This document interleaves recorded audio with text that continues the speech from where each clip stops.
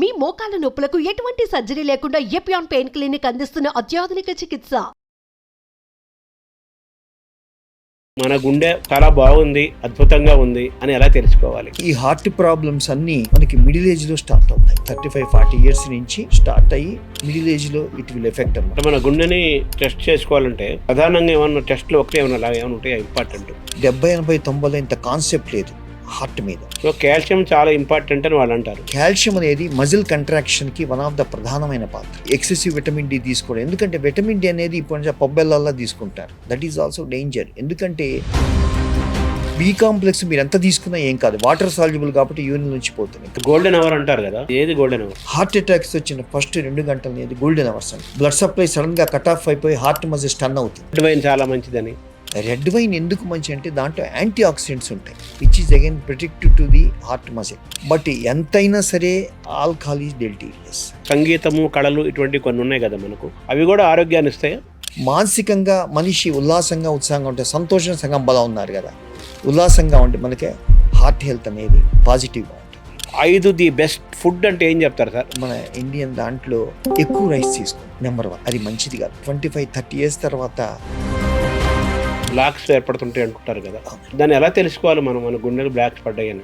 Acute coronary syndromes అంటారు, దాన్ని heart attacks అంటారు. దీంట్లో మేజర్ హార్ట్ అటాక్స్ ఏమో ఎస్టీ ఎలివేషన్ ఎంఐ అంటారు, మైనర్ హార్ట్ అటాక్స్ అంటే నాన్ ఎస్టీ ఎలివేషన్ ఎంఐ అంటారు. ఎన్ని బ్లాక్స్ డేంజర్ అండి? బ్లాక్స్లో మైల్డ్ బ్లాక్స్ అంటే less than 50%, అవి మందులతో కరిగిపోతాయి. ఏఐ రొబాటిక్ వచ్చినాయి, వాటి ఎలా చూడాలి? హార్ట్ అటాక్స్ రాగానే ఏ టూల్తో మనకి ఇదవుతుంది అనేది ఏఐ ద్వారా ఇప్పుడు కొత్త ఆల్గోరిథమ్స్ వచ్చినాయి. కోవిడ్ అండ్ మన గుండెని ఎలా చూడాలి? చాలా ఇంపార్టెంట్ అండి. యాక్చువల్గా కోవిడ్ టైంలో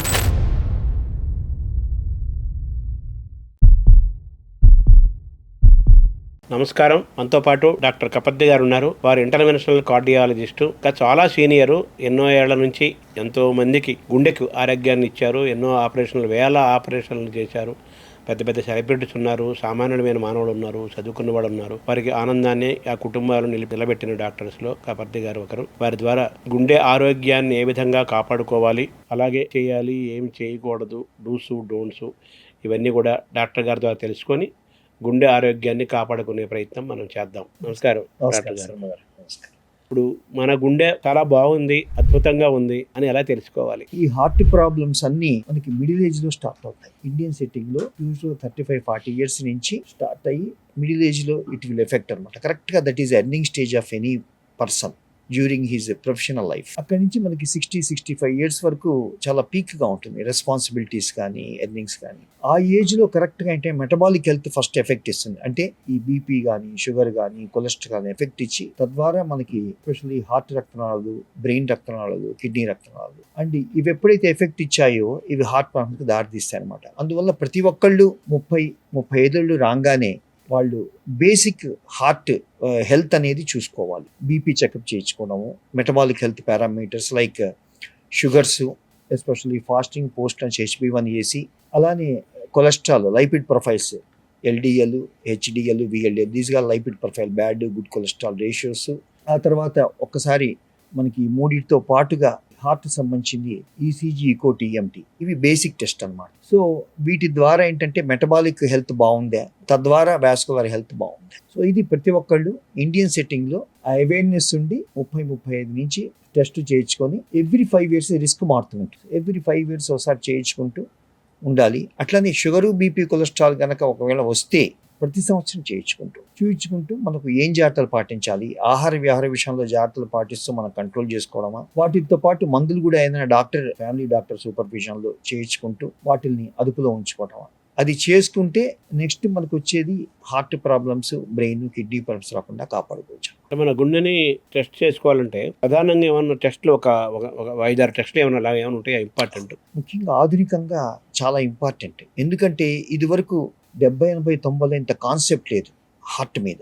మేము MBBS చదువుకున్నప్పుడు అప్పుడు ఏంటంటే చాలా ప్రిమిటివ్గా ఉంది. జస్ట్ ఒకసారి ఒక ECG చేయించడం, లేకపోతే TMT చేయించడం, ఎక్కువ కూడా అప్పుడప్పుడే వచ్చింది. సో వీటి ద్వారా ఇచ్చేసేవాళ్ళు, కొలెస్ట్రాల్ చేయించుకునేవాళ్ళు. కానీ ఇప్పుడు ఆధునిక యుగంలో ఏంటంటే ముఖ్యంగా 2025లో ఎట్ ప్రెసెంట్ కాన్సెప్ట్ ఏంటంటే మెటబాలిక్ పారామీటర్స్ చూసుకోవడం, బీపీ చూసుకోవడము, కొలెస్ట్రాల్, షుగర్స్తో పాటుగా ECG, TMT, వీలైతే కనుక CT కర్వ్ యాంజియోగ్రామ్ అనేది చాలా చాలా ఇంపార్టెంట్ అన్నమాట. It's a very important tool. అంటే ఏంటంటే గుండె రక్తనాళాలు మనకి యాంజియోగ్రామ్ అవసరం లేకుండానే మనకి గుండె రక్తనాళాలు ఎలా ఉన్నాయి వాటి స్టేటస్ అనేది తెలిపే సాధనం. ప్లస్ సిటీ కాల్షియం స్కోర్ అని కొత్త సాధనం అనమాట. అంటే ఏంటంటే వెసల్స్ యొక్క హెల్త్ అక్కడ దాంట్లో వాస్కులర్ ఇన్ఫ్లమేషన్ ఉందా లేదా ఇండైరెక్ట్ గా కాల్షియం స్కోర్ ని బట్టి తెలుస్తుంది. సో ప్రతి ఒక్కళ్ళకి ఏంటంటే ఈ సిటీ కాల్షియం స్కోరు అవసరమైతే సిటీ యాంజియోగ్రామ్ చేసుకొని గుండె రక్తనాళాలు పదిలంగా ఉన్నాయా లేదా యాంజియోగ్రామ్ అవసరం లేకుండా along with metabolic health and ECG TMT ద్వారా చేయించుకొని తద్వారా మనం ముందు జాగ్రత్తగా ఆహార విహార విషయంలో లైఫ్ స్టైల్ మాడిఫికేషన్ అనేది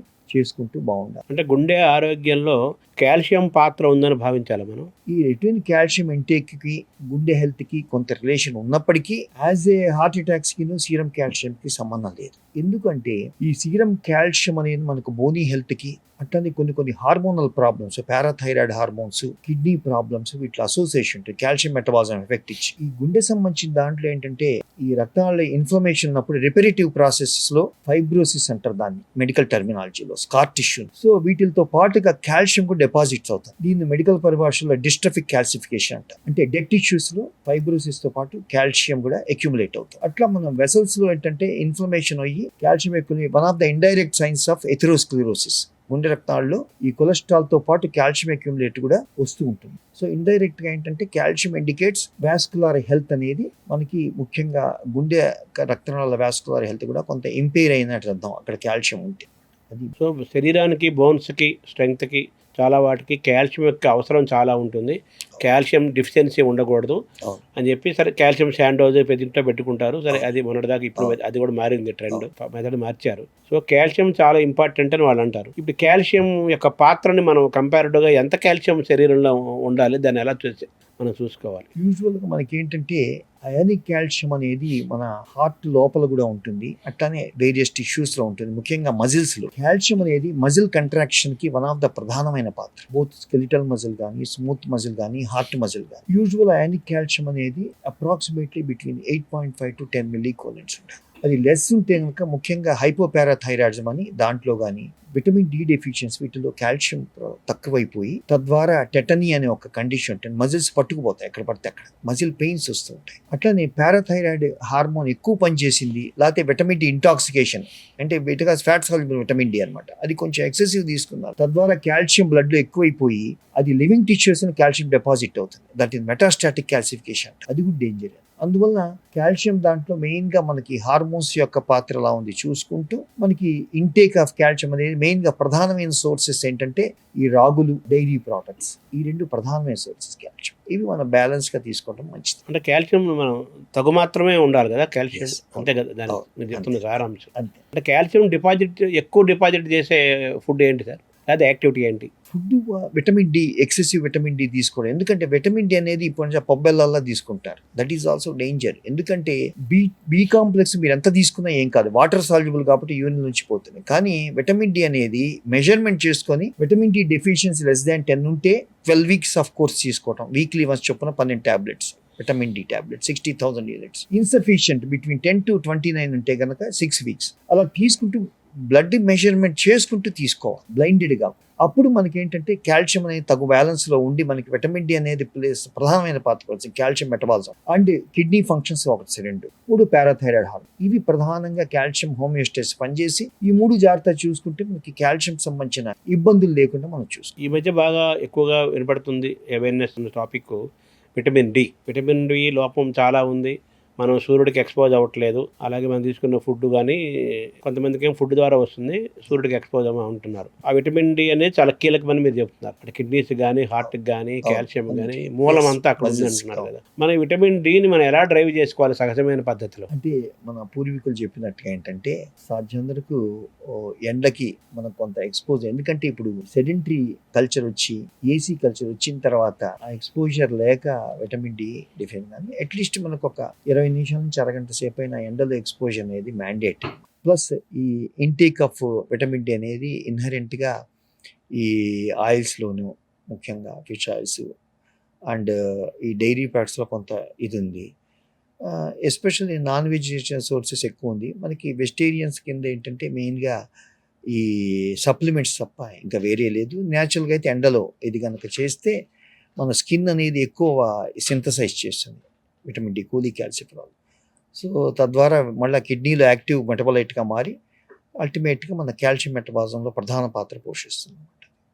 సో మొబిలిటీ లేకుండా ఇలా కూర్చోవటము అనేది కూడా గుండె ఆరోగ్యం పైన ఎఫెక్ట్ అవుతుందంటారు. ఎందుకు అంటే మనుషులు జంతువులు నడవాలి, వృక్షాలు నడవకూడదు. అది ఫండమెంటల్ అనమాట. ఎందుకంటే ఫిజికల్ యాక్టివిటీ అనేది plays a significant role. Especially ఏంటంటే WHO రికమెండేషన్స్ ప్రకారం అరగంట సేపు వాకింగ్ అనేది వారానికి 5 రోజులు or moderate exertion weekly 5 days.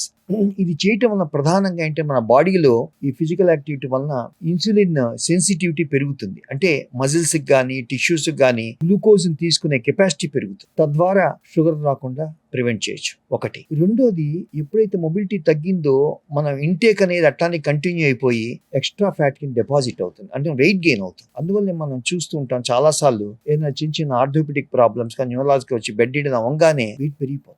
Accidents. Yes, ఆ వెయిట్ పెరగంగానే వెంటనే బొజ్జు వచ్చేసేసి గొరక వ్యాధులు ఇవన్నీ రావటం, తర్వాత ఈ మెటబాలిక్ షుగర్ తొందర రావటం, కొలెస్ట్రాల్ పెరగటం. ఈ సెడెంటరీ లైఫ్ స్టైల్లో దట్ ఈస్ మెయిన్ ఇంపార్టెంట్. అందువల్ల యాజ్ లాంగ్ యాజ్ ఈ ఫిజికల్ యాక్టివిటీ వాకింగ్ ఉన్నంత కాలం వెయిట్ న్యూట్రల్ ఉంటారు. అందువల్ల అది కూడా ప్రధానమైన పాత్ర పోషిస్తుంది wait maintenance. So wait maintenance, sugar రాకుండా కాపాడుకోవడం, బీపీ రాకుండా. ఎందుకు వాకర్స్ కి నాన్ వాకర్స్ కి గనక కంపేర్ చేస్తే వీళ్ళకి బీపీ అనేది ఒక 2 to 3 millimeters ఆఫ్ మెర్క్యూరీ తక్కువ ఉంటుంది, 5 millimeters of mercury compare to sedentary దానికన్నా. వెయిట్ గెయిన్ రాగానే బీపీ పెరుగుతుంది. వెయిట్ న్యూట్రల్, వెయిట్ తక్కువ ఉన్నంత కాలం బీపీ కంట్రోల్ అవుతుంది. మూడోది, ఎథెరోజెనిక్ లైపిడ్స్ అంటారు. అంటే మన రక్తం లోపల కొలెస్ట్రాల్ పేరుకునే శరీర తత్వం ఉన్న బ్యాడ్ కొలెస్ట్రాల్ పెరుగుతుంది. ఎస్పెషల్లీ ఎల్డిఎల్ కొలెస్ట్రాల్, ట్రైగ్లిజరైడ్స్, ఈ 2 బ్యాడ్ కొలెస్ట్రాల్. ఇవి ఎప్పుడైతే పెరిగిందో వెంటనే రక్తం లోపల కొలెస్ట్రాల్ పెరిగిన శరీర తత్వం పెరుగుతుంది. సో ఈ 3 ఎఫెక్ట్ అయ్యి తద్వారా వాస్కులర్ హెల్త్ ఎప్పుడైతే డ్యామేజ్ అయిందో ఆటోమేటిక్ గా చాపకి నీరు లాగా హార్ట్ రక్తంలో డ్యామేజ్ అయ్యి అండ్ క్లాట్స్ ఫార్మేషన్ టెండెన్సీస్ ఇవన్నీ వస్తాయి. సో ఇవన్నీ చాలా ఇంపార్టెంట్. ప్లస్ ఇవి కాకుండా బోనీ హెల్త్ మెయింటైన్ చేస్తుంది. ఎస్పెషల్లీ వాకింగ్ చేస్తున్న వాళ్ళకి ఏంటంటే ఈ బోన్స్ రీమోడలింగ్ అవుతూ బోన్ గట్టిదనం కూడా పెరుగుతుంది అండ్ మజిల్స్ కూడా యాక్టివ్గా ఉంటాయి. సో ఇన్ని ఉపయోగాలు అనమాట ఈ walking physical activity. Compulsory physical activity అనేది we have to encourage. And అందువల్ల వాకర్స్ క్లబ్ అని, అట్లానే పార్క్స్లో ఏంటంటే నడక వచ్చేది, ఇవన్నీ ఏంటంటే ఆ విధంగా వచ్చి మ్యారథాన్ రన్నింగ్ రేసెస్, 10K రన్ను, 20K రన్ను, ఇవన్నీ ఆ విధంగా ఎంకరేజ్ చేసి ముఖ్యంగా సొసైటీలో వాటి పాత్ర పోషిస్తూ ఈ వాకింగ్ యొక్క ఇంపార్టెన్స్ని ప్రజలకు తెలియజేస్తూ వాటి పాత్ర పోషిస్తూ డెఫినెట్గా ఏంటంటే వాటి ఇంపాక్ట్ అనేది మనిషి సహజంగా ఏంటంటే సంఘజీవి. అంటే మిగతా వాళ్ళు ఎలా చేస్తున్నారో వాళ్ళు అదే ఫాలో అవుతారు. ఆ విధంగా చాలా ఉపయోగపడుతుంది అన్నమాట. ఇవి హార్ట్కి సంబంధించిన వ్యాధులు తగ్గించడంలో కానీ వీటిలో ప్రధాన పాత్ర పోషిస్తున్నాయి. సో వాకింగ్ అనేది 10 పైసలు ఖర్చు లేకుండా చాలా సహజంగా జరిగేది, కానీ చాలా ఆరోగ్యం అక్కడ ఇమిడి ఉంది. ఇక్కడ చిన్న పాయింట్ కూడా ఎక్సర్సైజ్. ఈ మధ్య అందరూ ఎక్సర్సైజ్ చేసి సడన్ డెత్స్ అవుతున్నాయి. అది చాలా ఇంపార్టెంట్. అంటే ఇట్స్ డబుల్ ఎడ్జ్డ్ వెపన్. అందువలన ప్రతి ఒక్కళ్ళు 30, 35, 40 ఏళ్లలో ఎక్సర్సైజ్ ప్రోగ్రామ్ స్టార్ట్ చేద్దాము. ఎందుకంటే 20 ఏళ్ల ఏజ్ లో మజిల్ బిల్డింగ్ ఎక్సర్సైజ్ చేసాం, that is called isometric exercise. అంటే ఎగెనిస్ట్ రెసిస్టెన్స్ చేయటం, వెయిట్ ఎత్తడం, ఇవన్నీ. కానీ మజిల్ హైపర్ట్రఫీ అయిపోయి బాడీ బిల్డింగ్కిను 6 ప్యాక్, 3 ప్యాక్, 10 ప్యాక్ ఇవన్నీ ఉపయోగపడతాయి.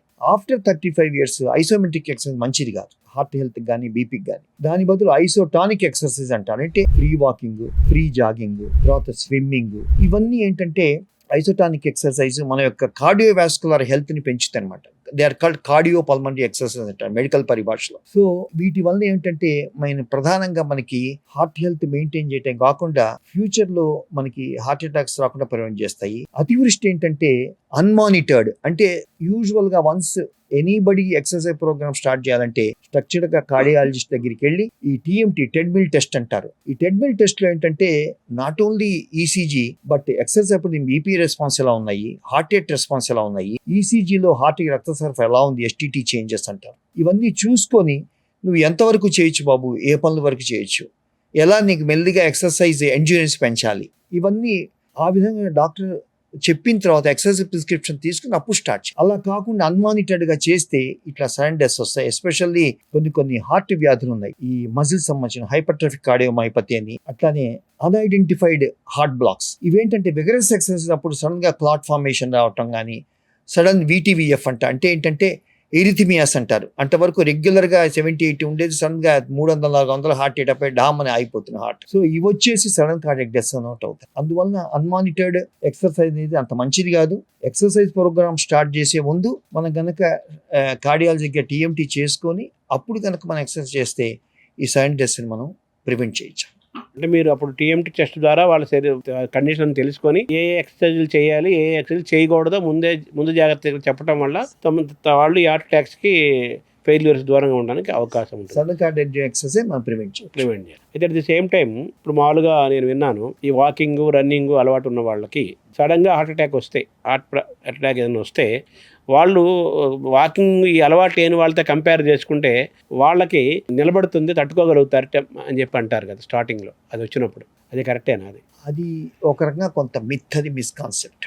నేను అబ్జర్వ్ చేసింది ఏంటంటే ప్రాక్టికల్ ఆస్పెక్ట్స్లో ఒకవైపు వెగరస్ ఎక్సర్సైజ్ చేస్తూ కంపేర్ టు సెడెంటరీ వర్కర్తో వాళ్ళకి, ఇంకోవైపు మెడిటేషన్ చేస్తూ వ్యాగల్ టోన్ పెంచుకున్న వాళ్ళని కంపేర్ చేస్తే రిలాక్సేషన్ టెక్నిక్ మెడిటేషన్ చేస్తున్న వాళ్ళకి ఈ ఆటోనామిక్ రెగ్యులేషన్ అనేది బాగుండి వాళ్ళకి కొంచెం తట్టుకునే శక్తి కొంచెం కంపేర్ టు వెగరస్ ఎక్సర్సైజ్. ఈ వెగరస్ ఎక్సర్సైజ్ వాకింగ్ చేస్తున్న వాళ్ళకి ఏంటంటే ఎక్సర్సైజ్ చేస్తున్నాం కదా హార్ట్ ప్రాబ్లం రాదు అని ఒక ఓవర్ కాన్ఫిడెన్స్లోకి వెళ్తారు. Again that is danger. ఎందుకంటే మనిషి తర్వాత గుండె ఉంటుంది, గుండె తర్వాత రక్తనాళాలు ఉంటాయి, రక్తనాళాల తర్వాత కొలెస్ట్రాల్ శరీరతత్వం ఉంటుంది, బ్లాక్స్ ఉండొచ్చు. అందువల్ల ఏదేమైనా సరే సెడెంటరీ అయినా ఎక్సర్సైజ్ చేస్తున్న వాళ్ళైనా ఎవరు చేసినా సరే ఏమాత్రం మనకి డిస్కంఫర్ట్ వచ్చి 35 to 65 years ఏజ్లో ఇండియన్ సెట్టింగ్లో ఉంటే రిలీజియస్గా కార్డియాలజీ దగ్గరికి వెళ్ళి టెస్ట్ చేయించుకొని అది హార్ట్దా కాదా, నాన్ కార్డియాక్ చెస్ట్ పెయిన్ అనేది చేయించుకుంటే మోర్ సెక్యూర్గా ఉంటుంది, ఒక ప్రోటోకాల్ బేస్డ్. కొంతమంది వాకింగ్కి వెళ్ళి వాకింగ్లో హార్ట్ ఇది అయిపోయి వెళ్ళిపోయిన వాళ్ళు కూడా చాలా మంది మనం విన్నాం.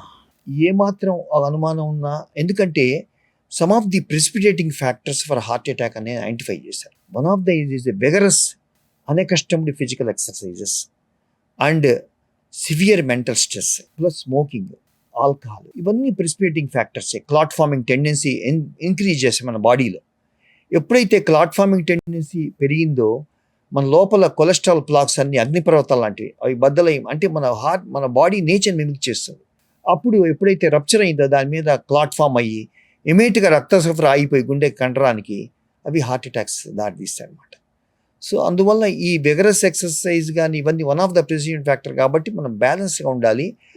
అండ్ ఎగ్జర్షన్ అప్పుడు ఏమాత్రం డిస్కంఫర్ట్ వచ్చినా సరే వెళ్ళి చూపించుకునేది ఒక అలవాటుగా చేసుకోవాలి. ఎందుకంటే ఓవర్ కాన్ఫిడెంట్ రెగ్యులర్ వాక్ చేస్తాను నాకు రాదు అని ఓవర్ కాన్ఫిడెంట్ కర్వ్లోకి వెళ్తే అక్కడే మనకి దెబ్బతింటాం. అలాగే మామూలుగా బీపీ షుగర్ ఉన్నవాళ్ళు వాకింగ్ చేయడం వల్ల బీపీ పాయింట్స్ తగ్గుతాయి, అలాగే షుగర్ పాయింట్స్ తగ్గుతాయి అనుకొని మంచిది, అది మంచి ఆలోచనతో వాకింగ్ చేస్తారు. తర్వాత వాకింగ్ చేసి వచ్చి మందు వేసేస్తారు, వాళ్ళకి డ్రింక్ చేస్తారు. ఆ డ్రింక్ చేయటం కోసం చాలా డిసిప్లిన్డ్గా వాకింగ్ చేస్తారు.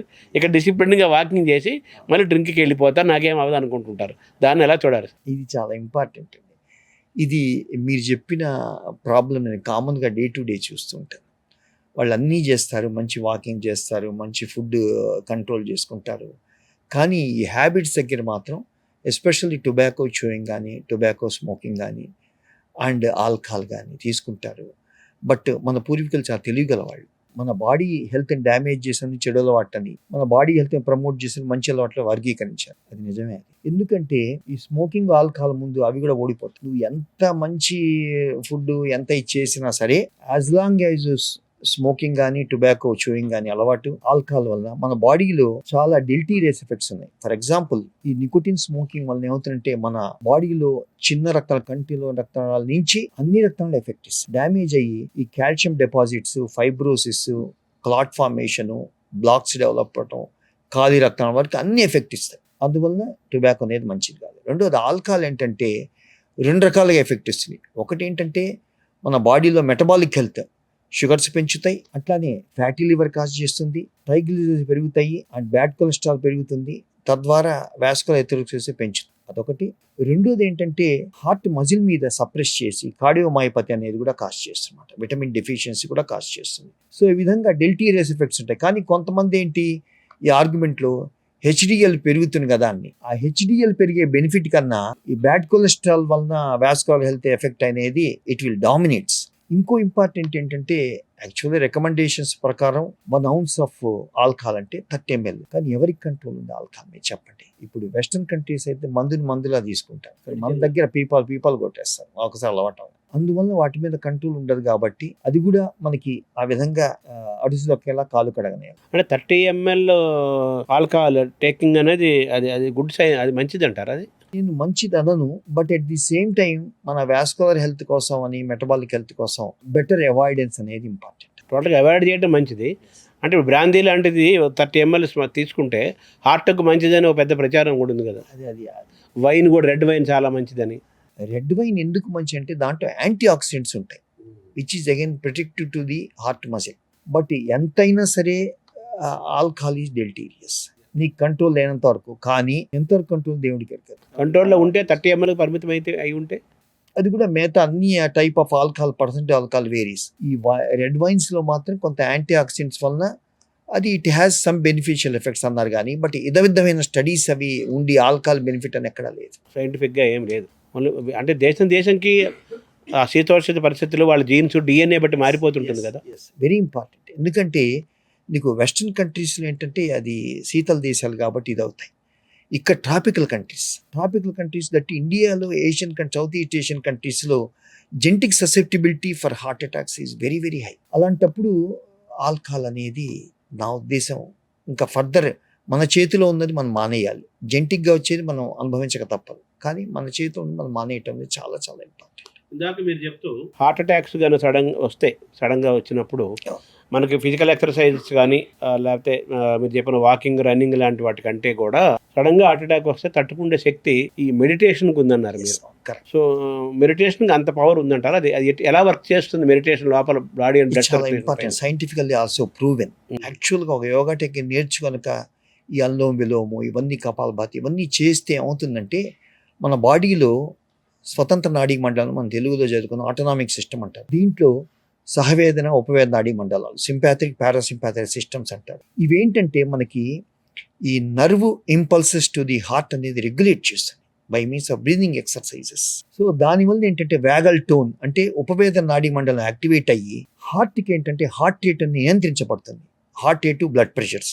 అందువల్ల హార్ట్ రేట్ ఫ్లక్చుయేషన్స్ అట్లానే బీపీ ఫ్లక్చుయేషన్స్ అని వీళ్ళలో ఉండవు అనమాట. ఎప్పుడైతే వ్యాగల్ టోన్ పెరిగిందో అంటే ఉపవేద నాడీ మండలం ఇన్పుట్ అనేటు హార్ట్ పెరిగిందో, అదే కనుక అది చేయని వాళ్ళకి ఏంటంటే చిన్న దానికి యాంగ్జైటీ అయ్యి నిద్ర లేకుండా ఊరికే టెన్షన్ పడి ఎక్కువ రియాక్ట్ అవుతున్న వాళ్ళకి, వీళ్ళందరికీ ఏంటంటే సహవేద నాడీ మండలం ఎక్కువగా ఉంటుంది. దానివల్ల BP fluctuations, heart rate vigorous గా ఉంటుంది. వీళ్ళ క్లాట్ ఫార్మింగ్ టెండెన్సీ ఎక్కువ ఉంటుంది. ఇప్పుడు సింపాథిక్ సిస్టమ్ యాక్టివేట్ అయిందో లోపల క్లాట్ ఫార్మింగ్ టెండెన్సీ అయ్యి గుండె రక్తంలో క్లాట్స్ ఫామ్ అవడం, కొలెస్ట్రాల్ ప్లాక్స్ పగిలిపోయి దాని మీద రక్త గడ్డగట్టడం ఇవన్నీ ఎక్కువ జరుగుతాయి. సో అందువలన మెడిటేషన్ అనేది ఆ విధంగా చాలా చాలా చాలా ఉపయోగం ఉంటుంది. అట్లనే ఎరిథమియాస్, మన హార్ట్ ఇరిటేషన్ అనేది తగ్గిపోతుంది.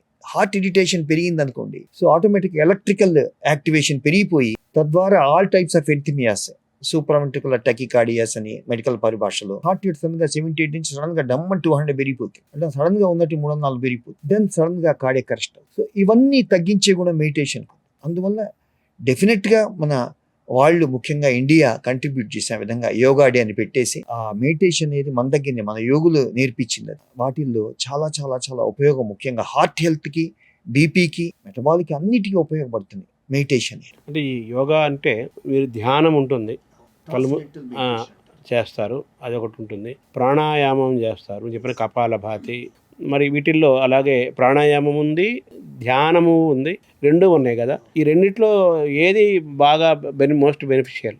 రెండు ఈక్వల్ ఇంపార్టెంట్. ఎందుకంటే ప్రాణాయామంలో నువ్వు బ్రీదింగ్ ఎక్సర్సైజ్ చేస్తారు. బ్రీదింగ్ ఎక్సర్సైజ్ ఏంటంటే మనకి ఫిజియాలజీలో, మాకు కార్డియాక్ ఫిజియాలో ఈ హెరింగ్ బ్రూయర్ రిఫ్లెక్సెస్ అని ఇవన్నీ ఏంటంటే common autonomic system to the lungs and heart, vagal nerve అనేది సప్లై చేస్తుంది. అట్లానే సింపాథెటిక్ గ్యాంగ్లియా అనేది ఇంపల్సెస్ పంపిస్తుంటుంది హార్ట్కి, లంగ్స్. ఈ బ్రీదింగ్ ద్వారా మనకి ఆటోనామిక్ రెగ్యులేషన్ అనేది టు ద హార్ట్ కూడా ఉంటుంది. సో వీళ్ళలో మనకి బ్రీదింగ్కి అట్లానే అంటే రెస్పిరేటరీ రేట్కి, శ్వాసక్రియ ప్రక్రియలకి, ప్లస్ హార్ట్ బీటింగ్కి, బ్లడ్ ప్రెషర్కి రిలేషన్ లింక్ ఉంది. సో దాన్ని అది రెగ్యులరైజ్ చేస్తుంది. అట్లానే బ్లడ్ ప్రెషర్ని రెగ్యులరైజ్ చేస్తుంది, తద్వారా హార్ట్ హెల్త్ని రెగ్యులరైజ్ చేస్తుంది. అంటే మీరు ఓవరాల్గా మనసును నియంత్రణలో ఉంచుకుంటే, మనసును నియంత్రణ ఉంచుకుంటే హార్ట్ కూడా కంట్రోల్లో ఉంటుంది, హార్ట్ రిలేటెడ్గా ఉండేవన్నీ కూడా కంట్రోల్లో ఉంటాయి. దానివల్లే మన యోగులు కూడా హార్ట్ రేట్ నియంత్రణ ద్వారా వాళ్ళకి ఆల్మోస్ట్ హార్ట్ రేట్ 58, 50, 60 మధ్య ఉండి,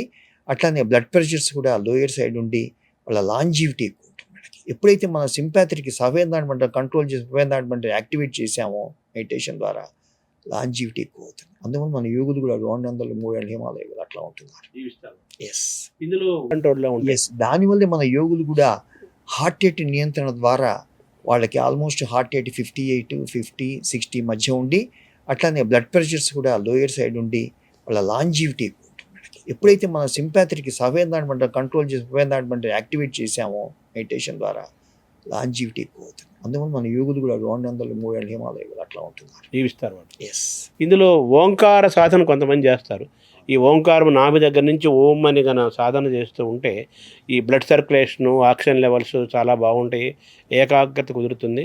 అది కూడా మన యోగిక్ ఎక్సర్సైజ్లో భాగమే, మెంటల్ ఎక్సర్సైజ్లో భాగమే అంటారు కదా. దాని ఇన్ఫ్లుయెన్స్ ఏమైనా ఉంటుందా సైంటిఫిక్గా, మెడికల్ కరెక్టే అది? వీటి ద్వారానే మన ఆటోనామిక్ సిస్టమ్ని రెగ్యులేట్ చేయటం ద్వారా అది మన హార్ట్ రేట్ని, తద్వారా హార్ట్ హెల్త్ని and heart clotting forming tendencies వీటన్ని కంట్రోల్ చేస్తుంది.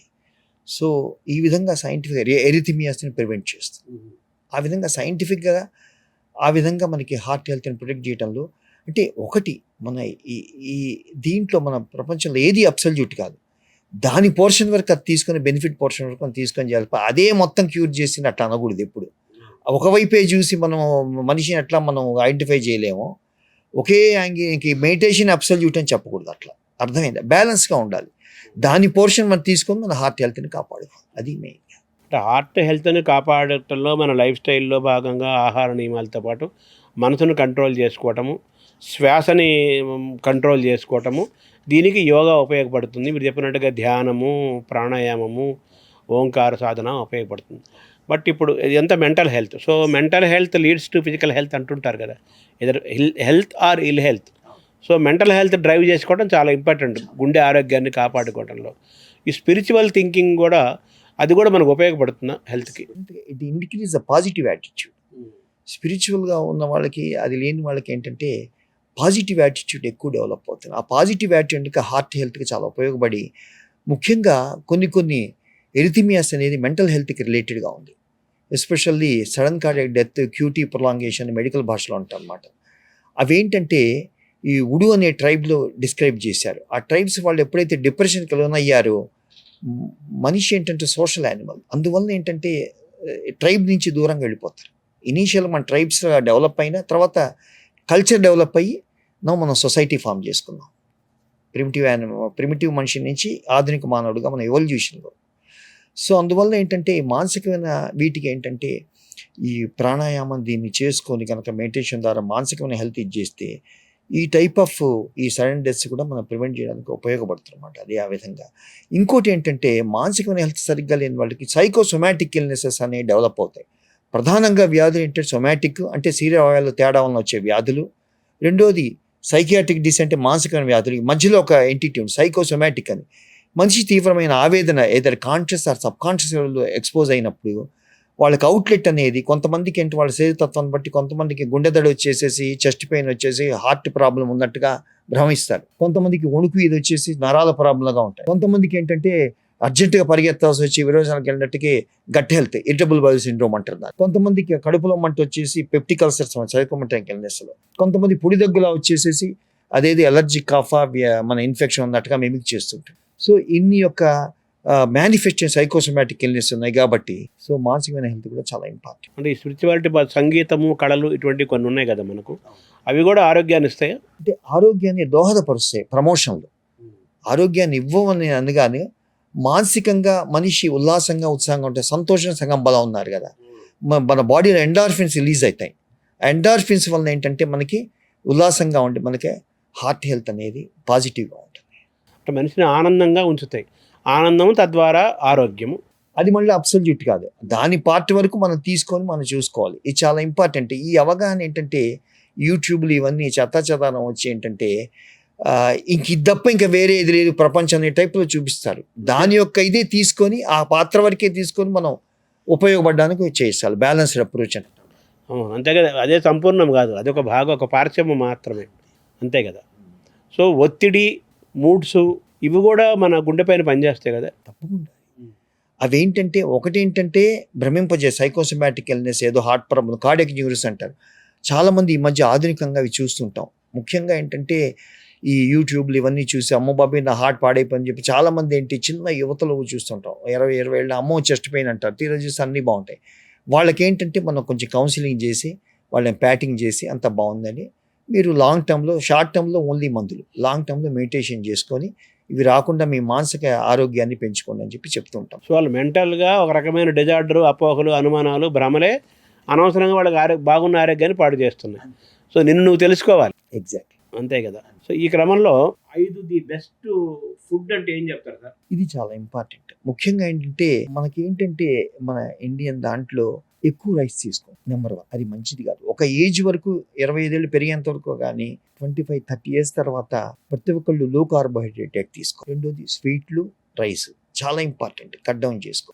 రెండో ఇంపార్టెంట్ ఏంటంటే ఈ ఆయిల్స్లో కూడా ఏంటంటే ఈ రైస్ బ్రాన్ ఆయిల్, తర్వాత ఆలివ్ ఆయిల్, ఇవి కొంచెం బెటర్. దెన్ ఫాలోడ్ బై ఈ సన్ఫ్లవర్ ఆయిల్, అంటే పాలీసాచురేటెడ్ ఫ్యాట్స్ అంటారు. సాచురేటెడ్ యానిమల్ ఫ్యాట్స్ అనేది అంత మంచిది కాదు, ఎందుకంటే బాడీలో ఈ బ్యాడ్ కొలెస్ట్రాల్ని పెంచి. లేకపోతే డైరీ ప్రోడక్ట్స్ కూడా సాధ్యంత వరకు లిమిటెడ్గా తీసుకో. అంటే మిల్కీ ప్రొడక్ట్స్ అంటారా? మిల్క్ ప్రోడక్ట్స్ అది చాలా ఇంపార్టెంట్. అందువలన ఒక స్టేజ్ రాగానే ఈ బ్లాక్ కాఫీ కానీ లేకపోతే ఈ గ్రీన్ టీ కానీ అలవాటు చేసుకోండి అనేది చాలా important to cut down the calories.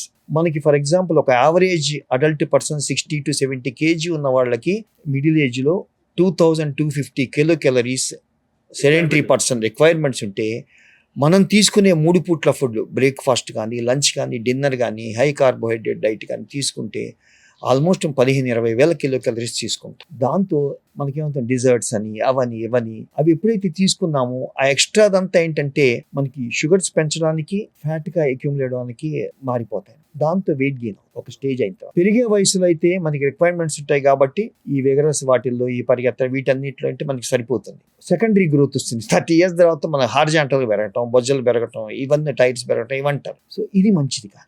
ఎప్పుడైతే నువ్వు ఐడెంటిఫై చేసావు వెయిట్ న్యూట్రల్ పదార్థాలు తీసుకోవాలి, ఎస్పెషల్లీ ఇవన్నీ ఒకటి ఈ డెల్టీరియస్ ఫుడ్స్. లేకపోతే హార్ట్ హెల్దీ డైట్ ఏంటంటే మనం ఏంటంటే breakfast vegetable salads or limited calories ఉన్న తీసుకోవడం, ఇడ్లీ కానీ వాట్ ఎవర్ ద థింగ్ తీసుకోవడం అనేది చాలా ఇంపార్టెంట్. అంటే మధ్యాహ్న లంచ్లో 50% పోర్షన్ వెజిటబుల్ సలాడ్స్, ఫ్రూట్ సలాడ్స్కి కేటాయించాలి. సో రిమైనింగ్ 50% ఆటోమేటిక్ తక్కువ తీసుకుంటారు కార్బోహైడ్రేట్, వేపుళ్ళు కానీ కార్బోహైడ్రేట్స్ కానీ. అట్లానే నైట్ డిన్నర్ కూడా ఎర్లీ డిన్నర్ చేసుకొని 7-7:30కి నైట్ నుంచి ఆల్మోస్ట్ మార్నింగ్ వరకు ఇంటర్మీడియట్ ఫాస్టింగ్ ఉపయోగపడుతుంది. అది 12 గంటలు మనం చూసుకుంటే మనకి ఆటోమేటిక్గా ఏంటంటే మనం తీసుకునే కిలో క్యాలరీస్ రిక్వైర్మెంట్స్ బట్టి ఒక డైటీషియన్ దగ్గరికి వెళ్ళి మనం ఎంత మనకి మన బాడీ వెయిట్ని బట్టి, మన యొక్క యాక్టివిటీని బట్టి ఎంత రిక్వైర్మెంట్ చూసుకొని సాధ్యంతో ఒక 500 కిలో క్యాలరీస్ తక్కువ తీసుకుంటే చాలా ఉపయోగపడుతుంది. ఫంక్షన్స్ అప్పుడు వీటప్పుడు అయితే పర్వాలేదు తీసుకోవచ్చు. ఈ విధంగా చేసుకుంటే కనుక ఇంకోటి ఏంటి, ఫ్రూట్స్ వెజిటబుల్స్ చాలా వాటి మీద ఎక్కువ ఇన్వెస్ట్ చేయాలి, కూరల మీద ఎక్కువ ఇన్వెస్ట్ చేయాలి, రైస్ మీద తక్కువ ఇన్వెస్ట్ చేయాలి. ఫ్రూట్స్ అంటే ఏ ఫ్రూట్స్ బెస్ట్? యూజువల్గా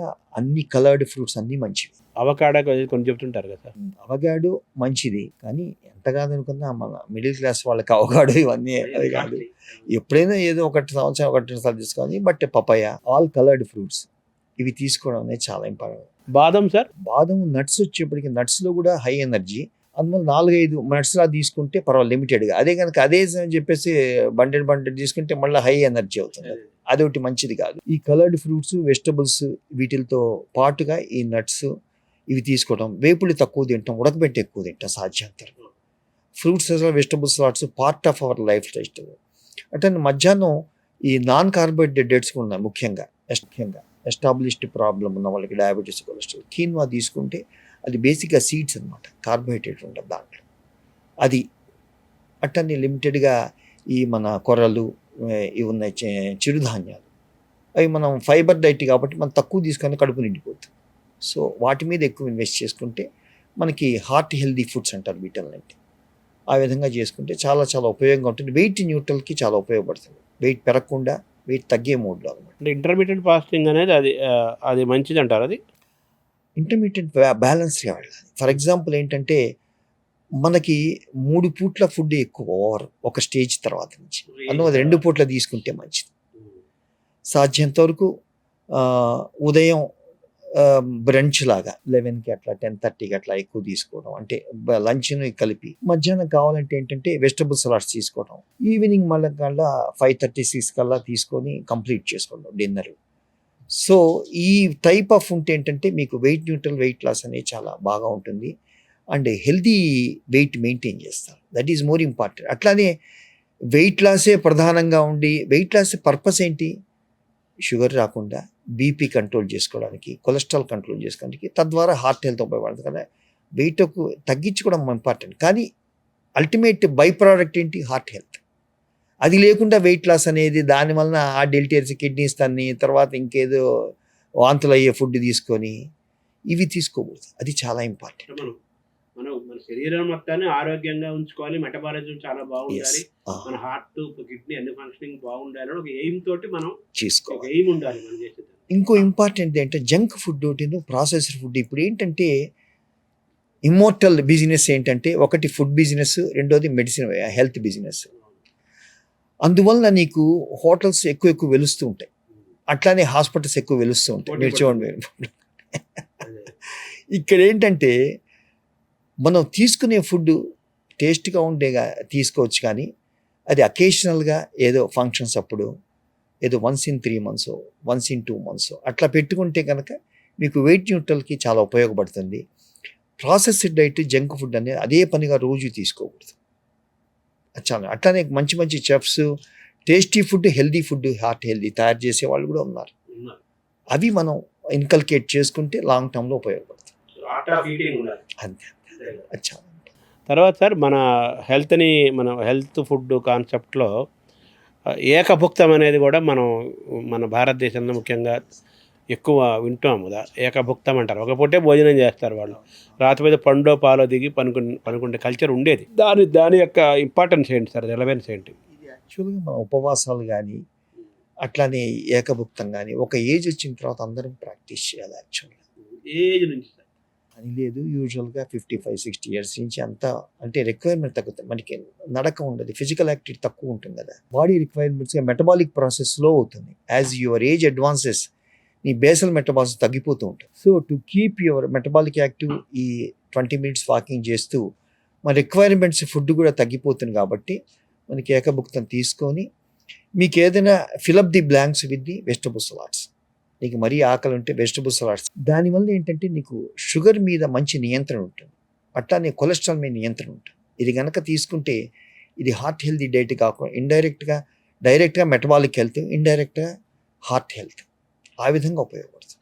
వెల్లి చాలా మంచిది హార్ట్కు, వెల్లుల్లి చాలా మంచిదని కొంతమంది నూనెలో వేసుకొని వెల్లిపాయ పొద్దున్నే తింటుంటారు, 1-2 వెల్లిపాయలు తింటుంటారు.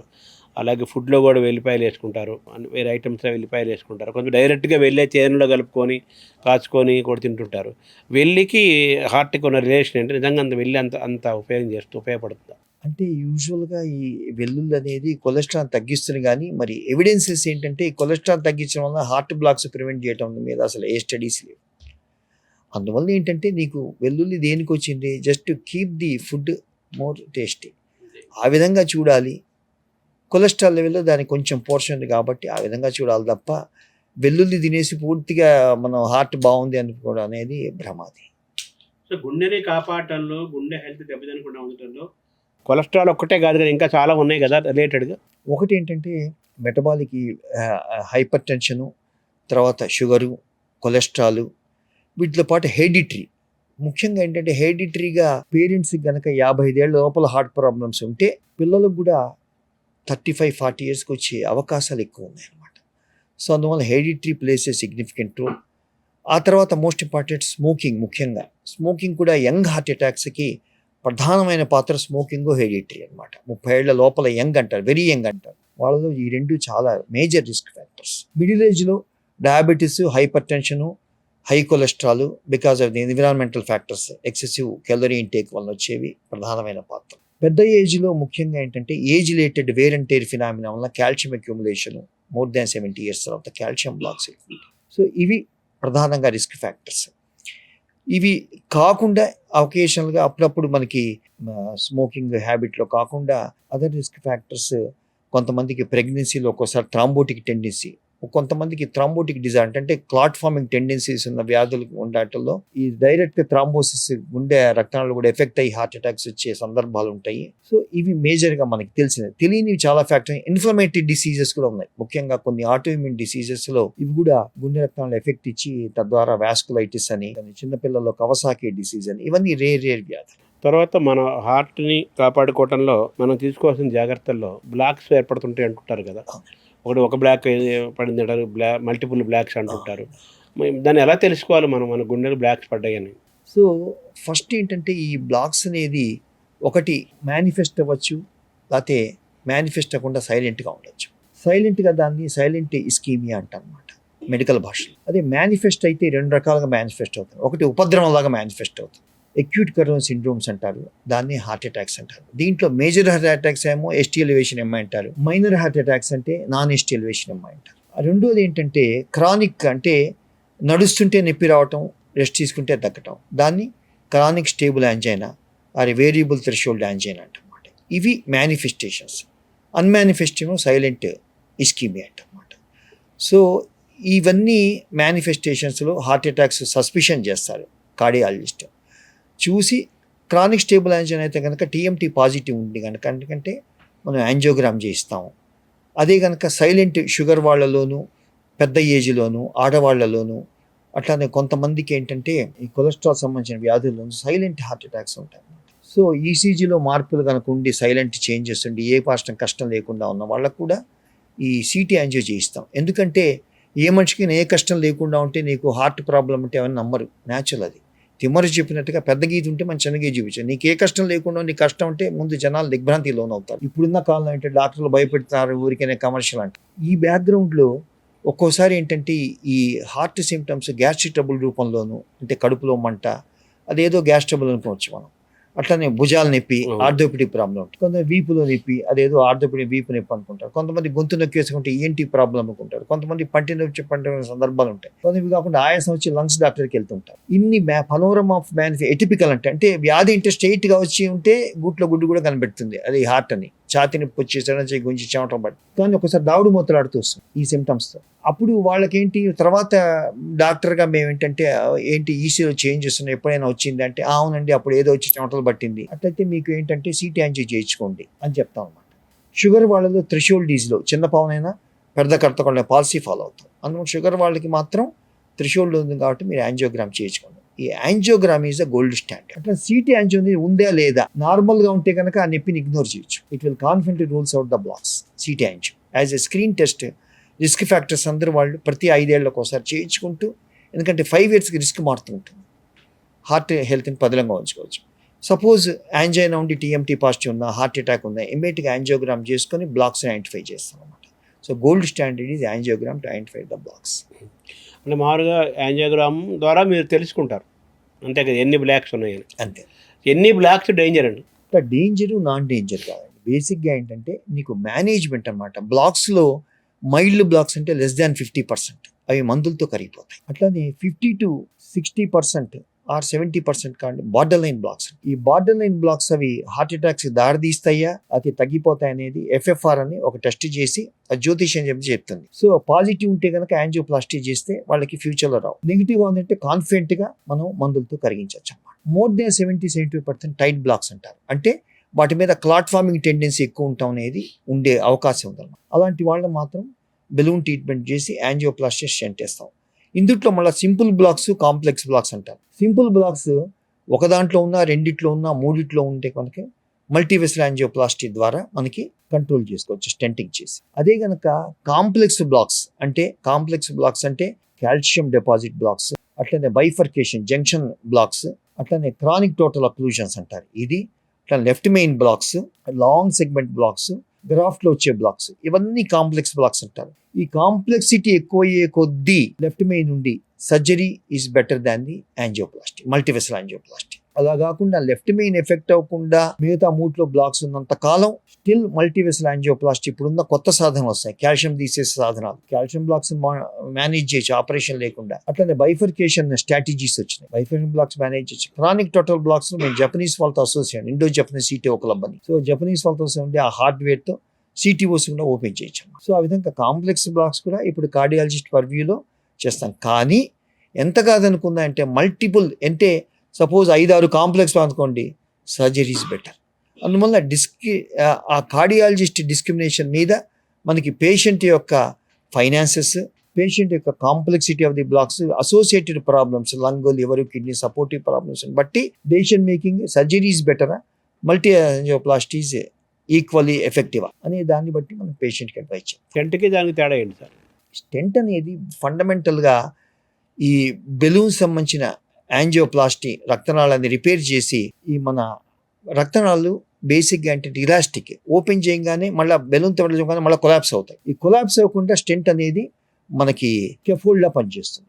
అప్పుడు వాస్కులర్ హీలింగ్ అయ్యి it becomes part of the. So native వెసల్ని రిపేర్ చేయటం యాంజియోప్లాస్టీ స్టెంట్లో పార్ట్. వేరే బైపాస్ గ్రాఫ్ట్ ఏంటంటే బైపాస్ రోడ్ వేసినట్టు అనమాట. రక్తం డ్యామేజ్ అయితే దాన్ని డ్యామేజ్ అయిన రక్తాన్ని బైపాస్ చేస్తూ కొత్త రోడ్ వేయటం. సో దట్ బ్లడ్ సప్లై డైరెక్ట్గా మజిల్కి అవుతుంది అనమాట బైపాస్ రోడ్ ద్వారా. సో అందువల్ల బైపాస్ అనేది ఆ విధంగా యాంజియోప్లాస్టీ అనేది రిపేర్కి ఉపయోగం. ఇప్పుడు బైపాస్ అనేది సుప్రీం అంటారా? కరెక్టేనా? అట్లానే సుప్రీం కాదండి.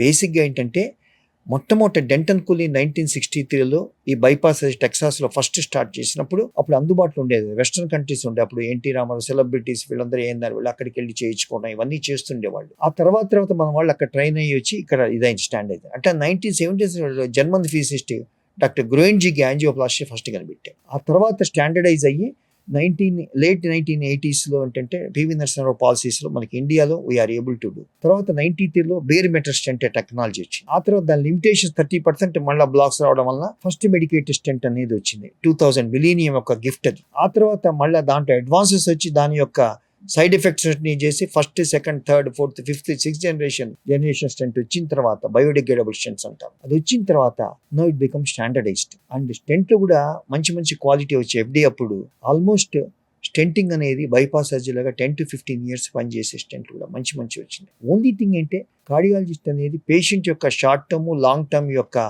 అసోసియేటెడ్ రిస్క్ ఫ్యాక్టర్ దృష్టిలో ఉంచుకొని సెలెక్ట్ చేస్తే రిజల్ట్స్ అద్భుతంగా ఉంటాయి. ఇప్పుడు ఏంటంటే ఇమేజింగ్ గైడెడ్ యాంజియోప్లాస్టీ వచ్చింది. అంటే ఇంట్రావాస్కి కెమెరా పెట్టి చూసి ఓసిటీ అని ఆప్టికల్ కోహరెన్స్ టోమోగ్రఫీ అంటే ఇంట్రావాస్కల్ అల్ట్రాసౌండ్ అని చేసి వెసల్ సైజ్ కరెక్టైజ్ చేసి ఈ యాంజియోప్లాస్టీ కాంప్లికేషన్స్ ఆల్మోస్ట్ నిల్. అట్లా లాంగ్ టర్మ్ కూడా it will work like almost 10 years. ఆ విధమైన ఇమేజ్ గైడ్ యాంజియోప్లాస్టీ రివల్యూషన్ 2010 వరకు యాంజియోగ్రాఫిక్ గైడెడ్. ఇప్పుడు ఇమేజ్ గైడ్ యాంజియోప్లాస్టీ వచ్చి రివల్యూషన్ ఇప్పుడు గైడ్ లైన్స్ Class 1 ఇండికేషన్. అంటే అది చేయకపోతే నేరం, స్టెంట్ ఫెయిల్యూర్స్ ఉండవు ఇది కనుక చేస్తే, అది వచ్చినాయి. కానీ we're also probing for cost effect charges. Usual ఇవన్నీ యాడ్ అయ్యే కొద్దీ కాస్ట్ పెరుగుతుంటుంది.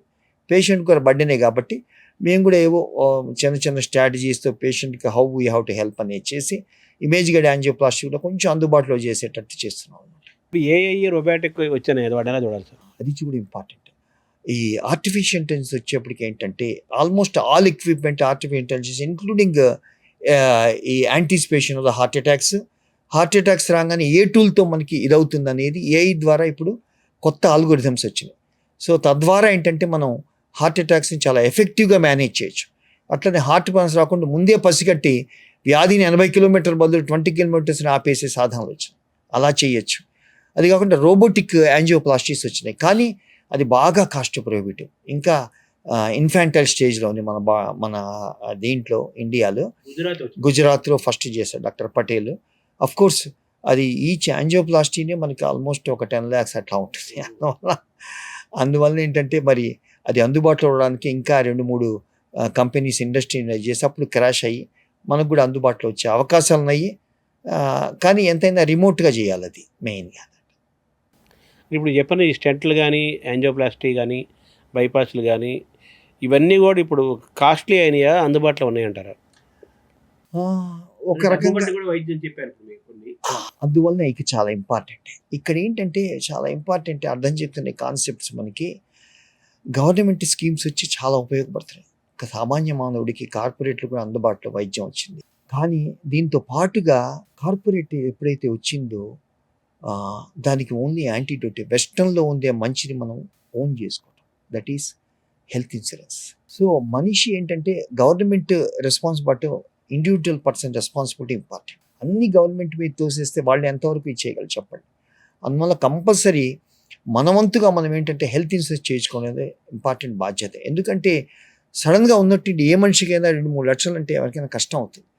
అదే నువ్వు హెల్త్కి ప్రతి సంవత్సరము ఒక 10-15 వేలు కనుక ఇన్వెస్ట్ చేసుకున్నావు అనుకో, సడన్గా ఇబ్బంది వచ్చినా సరే 3 లక్షల నుంచి 5 లక్షలు అయింది ఫ్రీగా అయిపోతుంది. కాబట్టి మన రెస్పాన్సిబిలిటీ ఒకసారి సంపాదన స్టార్ట్ అవ్వగానే ప్రతి ఒక్కళ్ళు ఈ హెల్త్ ఇన్సూరెన్స్ తీసుకొని తద్వారా సడన్గా, ఎందుకంటే హార్ట్ ప్రాబ్లమ్స్ అంటే సడన్గా వచ్చేవి అనుకోని డైరెక్షన్. ఇవన్నీ కాకుండా ఇప్పుడు కరోనా మహమ్మారి కూడా సడన్గా వచ్చి జనాల్ని కబళించింది. సో వాటికి అప్పుడు కూడా హెల్త్ ఇన్సూరెన్స్ చాలా ఉపయోగపడింది. హెల్త్ ఇన్సూరెన్స్ వాళ్ళు ఎంత అవసరపడ్డారో మేము కళ్ళారా చూసాం. అందువల్ల రియల్ వరల్డ్ ఎమర్జెన్సీస్లో మీకు క్వాలిటీ ఆఫ్ ట్రీట్మెంట్కి వీటికి ఎంత కష్టపడాలి, ఎంత ఇచ్చేయాలి, ఓన్లీ దానికి యాంటీడోట్ అనేది సొల్యూషన్ అనేది హెల్త్ ఇన్సూరెన్స్. అందువల్ల ముఖ్యంగా మీడియా ముఖంగా నేను అందరికీ చెప్పేది ఏంటంటే ప్రతి ఒక్కళ్ళు హెల్త్ ఇన్సూరెన్స్ తీసుకొని, ఎందుకంటే ఇప్పుడు దానికి చిన్న జ్వరం వస్తేనే 50,000 ఖర్చు అవుతుంది. ఒక మిడిల్ క్లాస్ వాళ్ళకి కానీ ఒక ఎంత కష్టం, 50,000 జ్వరానికి ఖర్చు పెట్టడం. అదే నువ్వు హెల్త్ ఇన్సూరెన్స్ రైట్ రాయల్గా మీరు ఇబ్బంది లేకుండా హాయిగా మీ డబ్బే మీరు ఇన్వెస్ట్ చేసుకుంటూ చక్కగా సడన్గా వచ్చే ప్రాబ్లమ్స్ నుంచి మనకి, ఎందుకంటే అసలు ఈ వ్యాధే మనకి మానసికం కొంగదీస్తుంది, మనిషిని కొంగదీసి రెండే, ఒకటి హెల్త్, 2 ఫైనాన్స్. మిగతావన్నీ మన మ్యాన్మేడ్ ప్రాబ్లమ్స్. ఈ రెండిట్లో కనుక పరిపుష్టిగా ఉండి హెల్త్ని కాపాడుకుంటూ ఫైనాన్షియల్గా హెల్త్ ఇన్సూరెన్స్ తీసుకుంటూ సడన్గా వచ్చే ప్రాబ్లమ్స్ ఎదుర్కొంటూ ఉంటే అట్లీస్ట్ మనిషికి ఏంటంటే నిలదొక్కుకోగలడు. చాలా ఇంపార్టెంట్ ఈ కాన్సెప్ట్ అర్థం చేసుకోవడం. So physical health, mental health, financial health 3 equally important. So ఇప్పుడు మరి మీరు చెప్పిన దాన్ని బట్టి అత్యంత ఖరీదంటే ఏంటి సార్ వైద్యం, మెడికల్ ఆర్ట్ దాంట్లో? అత్యంత ఖరీదైంది ఏంటంటే ఎట్ ప్రజెంట్ ఆపరేషన్ లేకుండా వాల్వ్ రీప్లేస్మెంట్ చేసుకోవడం. రెండోది ఏంటంటే మెకానికల్ సర్క్యులేటరీ సపోర్ట్, అంటే హార్ట్ బాగా వీక్ అయ్యి హార్ట్ బ్లాక్స్ వచ్చి ఇంకా ఇది ప్రాణాపాయం చిన్న ఏజ్లో వచ్చింది, వాళ్ళకి ఎంతో భవిష్యత్తు ఉంటుంది. 25 ఏళ్లలో 30 ఏళ్లలో వచ్చే వాళ్ళకి, 35 ఏళ్ళలో వచ్చే వాళ్ళకి ఎంతో రెస్పాన్సిబిలిటీస్ ఉంటాయి. ట్రీట్మెంట్ ఉంటుంది కానీ అఫోర్డబుల్ లేని స్థితి. సో ఈ రెండిట్లోనూ మనకి ఖర్చు కూడా అట్లానే ఉంటుంది. ఆల్మోస్ట్ మీకు 16 లక్షల నుంచి 25 లక్షల వరకు ఉంటుంది. సో అందువల్ల ఇలాంటి వాళ్ళలో హెల్త్ చాలా ఉపయోగపడుతుంది. దట్టు ఏంటంటే యంగ్ హార్ట్ అటాక్ వచ్చేసి హార్ట్ వీక్ అయిపోయి కార్డియన్ షాక్లో ఉంటారు. అది తప్ప వేరే ఇంపెల్ అనే డివైస్ ఉంది, అది తప్ప వేరే మార్గం లేదు. 100% గన్ షాట్గా ఏంటంటే ఇది కాపాడుతుంది, కానీ ఫైనాన్స్ లేదు. అప్పుడు హెల్త్ ఇన్సూరెన్స్ ఉపయోగపడుతుంది. వేడిన చన్నీళ్ళలాగా. అది కూడా ఇన్సూరెన్స్లో పెట్టారు, అది కూడా ఎస్ ఉంది.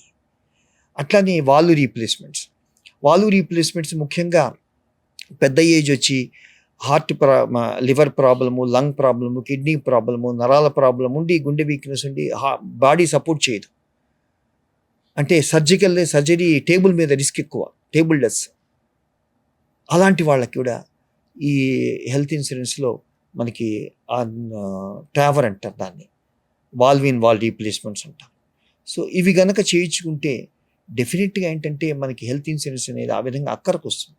ముఖ్యంగా ఈ ఉన్న వాళ్ళకి సర్జికల్లీ హై రిస్క్ ఉండి టర్న్ డౌన్ ఉన్న వాళ్ళకి, అట్లానే ఈ యంగ్ హార్ట్ అటాక్స్ వచ్చేసి ప్రాణాపాయ స్థితిలో ఉన్న వాళ్ళకి ఎంతో ఫ్యూచర్ ఉంటుంది. అలాంటి వాళ్ళకి mechanical circulatory supports, artificial hearts, ఇవన్నీ చాలా చాలా ఉపయోగపడతాయి అన్నమాట.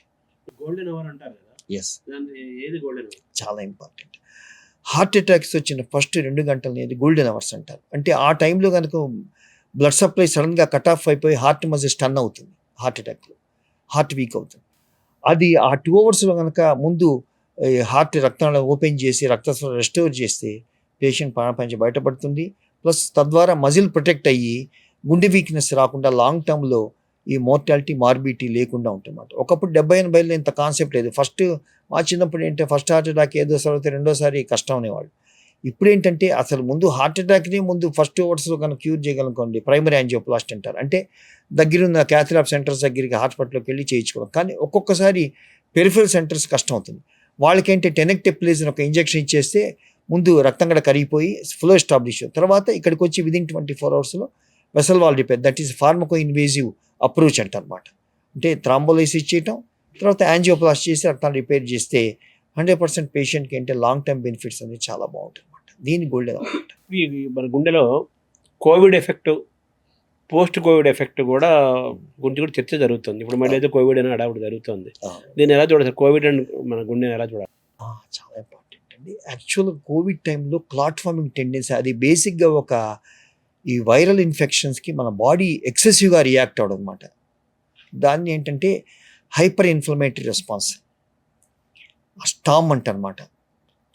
దాంట్లో ఇప్పుడు ఏమవుతుంటే దాంట్లో క్లాట్ ఫార్మింగ్ టెండెన్సీ అయ్యి గుండె రక్తంలో క్లాట్స్, అట్లానే ఊపిరితిత్తుల రక్తంలో క్లాట్స్, వెయిన్స్లో క్లాట్స్ ఇవన్నీ ఫామ్ అవుతాయి అన్నమాట. సో అందువలన ఎప్పుడైతే వాటి వలన షుగర్ వాళ్ళలో ఆల్రెడీ బ్లాక్స్ ఉన్న వాళ్ళకి ఏంటంటే ఈ క్లాట్ ఫార్మింగ్ టెండెన్సీకి హార్ట్ అటాక్స్ అనేది ఆ టైంలో ఉంటుంది. బట్ ఇప్పుడు అంతా దాని ఎఫెక్ట్ అనేది వేన్ ఆఫ్ అయిపోయింది పూర్తిగా. అండ్ ఇప్పుడు కూడా ఉన్నాయని కాదు కానీ బట్ పరిస్థితి అదుపులో, ఎందుకంటే ఇన్నేట్ ఇమ్యూనిటీ పెరిగిపోయింది. ఒకసారి ఏంటంటే మన ఒకటే గుర్తుంచుకోండి, మన నేచర్కి ఇనార్మస్ హీలింగ్ భగవంతుని ఇచ్చాడు, శరీరానికి ఇచ్చాడు, నేచర్కి ఇచ్చాడు. అందువల్ల ఒక కొత్త స్ట్రెయిన్ వచ్చినప్పుడు కూడా అది మొట్టమొదట మన కమ్యూనిటీలో పాపులేషన్ ఇమ్యూనిటీ, దాని ఇన్నేట్ ఇమ్యూనిటీ అంటే పెరిగే, అంటే మెమరీ వల్ల ఎక్స్పోజ్ అయ్యి మొట్టమొదటి ఇమ్యూనిటీ లేకపోవటం వల్ల ముందు ప్రజలు ఇదైపోతారు. మోస్ట్ ప్రాబ్లీ జలుబు కూడా ఒకప్పుడు ఇన్ఫ్లుయెంజా లాగా వచ్చేసి, ఈ స్వైన్ ఫ్లూ లాగా వచ్చేసి ఎగిరిపోయిన ఉన్నాం. కానీ ఎప్పుడైతే ఇమ్యూనిటీ పెరిగిందో అది కంట్రోల్ అయిపోయి మామూలు జలుబులా మారిపోయింది. అట్లనే కరోనా కూడా ఇప్పుడు ఇన్నేట్ ఇమ్యూనిటీ పెరిగిపోయి మామూలు ఏదో ఎసిమ్టమాటిక్ కరోనా పాజిటివ్ ఉండి ఏదో జలుబులాగా వచ్చేసి తగ్గిపోయే సందర్భాలు కొల్లది ఈ మధ్యకాలంలో చూసినా కూడా. మోస్ట్ ప్రాబ్లీ ఇప్పుడు కూడా మొన్న ఇచ్చినవి కూడా ఏంటంటే ఆ 2 డెత్స్ కూడా అసోసియేటెడ్ ప్రాబ్లమ్స్, కోమార్బిడ్ ప్రాబ్లమ్స్ ఉన్న వాళ్ళు పోయారు తప్ప కరోనా వలన పోయిందని యథమిద్దంగా తేల్చలేదు. ముందే కరోనా పాజిటివ్ వచ్చింది, స్ట్రెయిన్లో పాజిటివ్ వచ్చింది. సో ఇప్పుడు మనం కోవిడ్ నుంచి మన గుండె విషయాల్లో ఏం పాఠాలు నేర్చుకోవాలి? ఇంపార్టెంట్ ఏంటంటే ప్రతి ఒక్కళ్ళు ఈ ఈ హెల్త్ విషయంలో అసోసియేట్ ప్రాబ్లమ్స్, బీపీ, షుగర్, కొలెస్ట్రాల్ని అదుపులో ఉంచుకుంటూ ఆహార విషయాలు జాగ్రత్తగా, అంటే food discipline, heart healthy diet తీసుకుంటూ ఫిజికల్ యాక్టివ్ కనీసం ఒక 20 నిమిషాల అలవాటు చేసుకొని మనం రోజు. సైకలాజికల్ హెల్త్ కూడా చాలా ఇంపార్టెంట్. ఏంటంటే రోజు ఒక 20 నిమిషాలు ఒక యోగా దగ్గర నేర్చుకొని ట్రాన్స్జెంటల్ మెడిటేషన్ చేయటం ఒకటి, అది చేసుకుంటూ స్లీప్ వేక్ సైకిల్ ఈ మధ్యకాలంలో చాలా ఇంపార్టెంట్ అండి. ఇవన్నీ వచ్చిన తర్వాత, ఈ సోషల్ మీడియా వచ్చిన తర్వాత ఊరికి అర్ధరాత్రి అది చాలా బ్యాడ్ అనమాట. ఎస్, మన పెద్దవాళ్ళు చెప్పినట్టుగా early to rise early to bed అనేది చాలా చాలా ఇంపార్టెంట్. స్లీప్ వేక్ సైకిల్ కూడా ప్రధానమైన పాత్ర. సర్కేడియన్ రిథమ్ గుండె మీద కూడా పనిచేస్తుంది. ఆ సర్కేడియన్ రిథంలో ఏంటంటే నీకు ఈ అర్ధరాత్రి పూట మేల్కొనే వాళ్ళకి ఏంటంటే ఈ క్లాట్ ఫార్మింగ్ టెండెన్సీస్ ఎక్కువ ఉంటాయి. సహవేదన ఓవర్ యాక్టివేట్, సింపాథీ ఓవర్ యాక్టివేషన్ ఉంటుంది, క్లాట్ ఎక్కువ ఉంటుంది. ఇవన్నీ డేంజరీ. వీళ్ళలో తొందరగా బీపీలు, తొందరగా షుగర్స్, తొందరగా కొలెస్ట్రాల్, తొందరగా హార్ట్ హెల్త్ డ్యామేజ్ అవుతుంది. ఈ తెల్లవారుజామున హార్ట్ అటాకులు కూడా దీనికి లింక్ ఉంది. ఇలాంటి వాళ్ళకి ఎప్పుడైతే ఆర్టీరియల్ క్లాట్ ఫార్మింగ్ టెండెన్సీ ఉందనుకో, ప్లేట్లెట్ అంటే మన బాడీలో ఈ క్లాట్ ఫార్మింగ్కి ప్లేట్లెట్స్ దోహదపడుతూ ఉంటాయి. ఈ ప్లేట్లెట్ యాక్టివేషన్ ఎక్కువ ఉంటుంది వీళ్ళకి. అందువల్ల ఎర్లీ మార్నింగ్ యాక్టివేట్ అయ్యి early morning heart attacks, clot farming tendencies ఎక్కువ ఉంటాయి.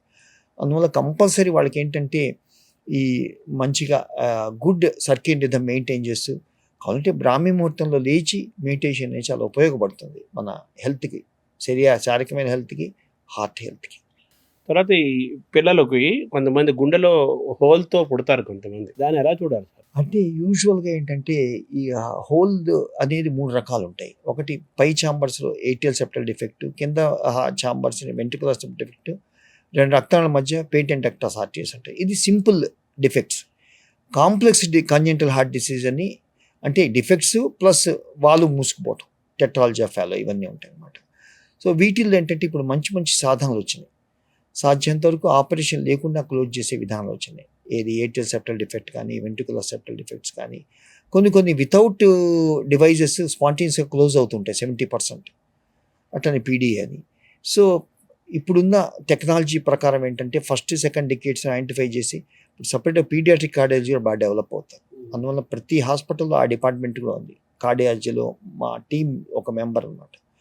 సో దాంట్లో చూపించుకొని దాన్ని సింపుల్ డిఫెక్ట్స్ అయితే డివైజెస్ ఆపరేషన్ క్లోజ్ చేయటం.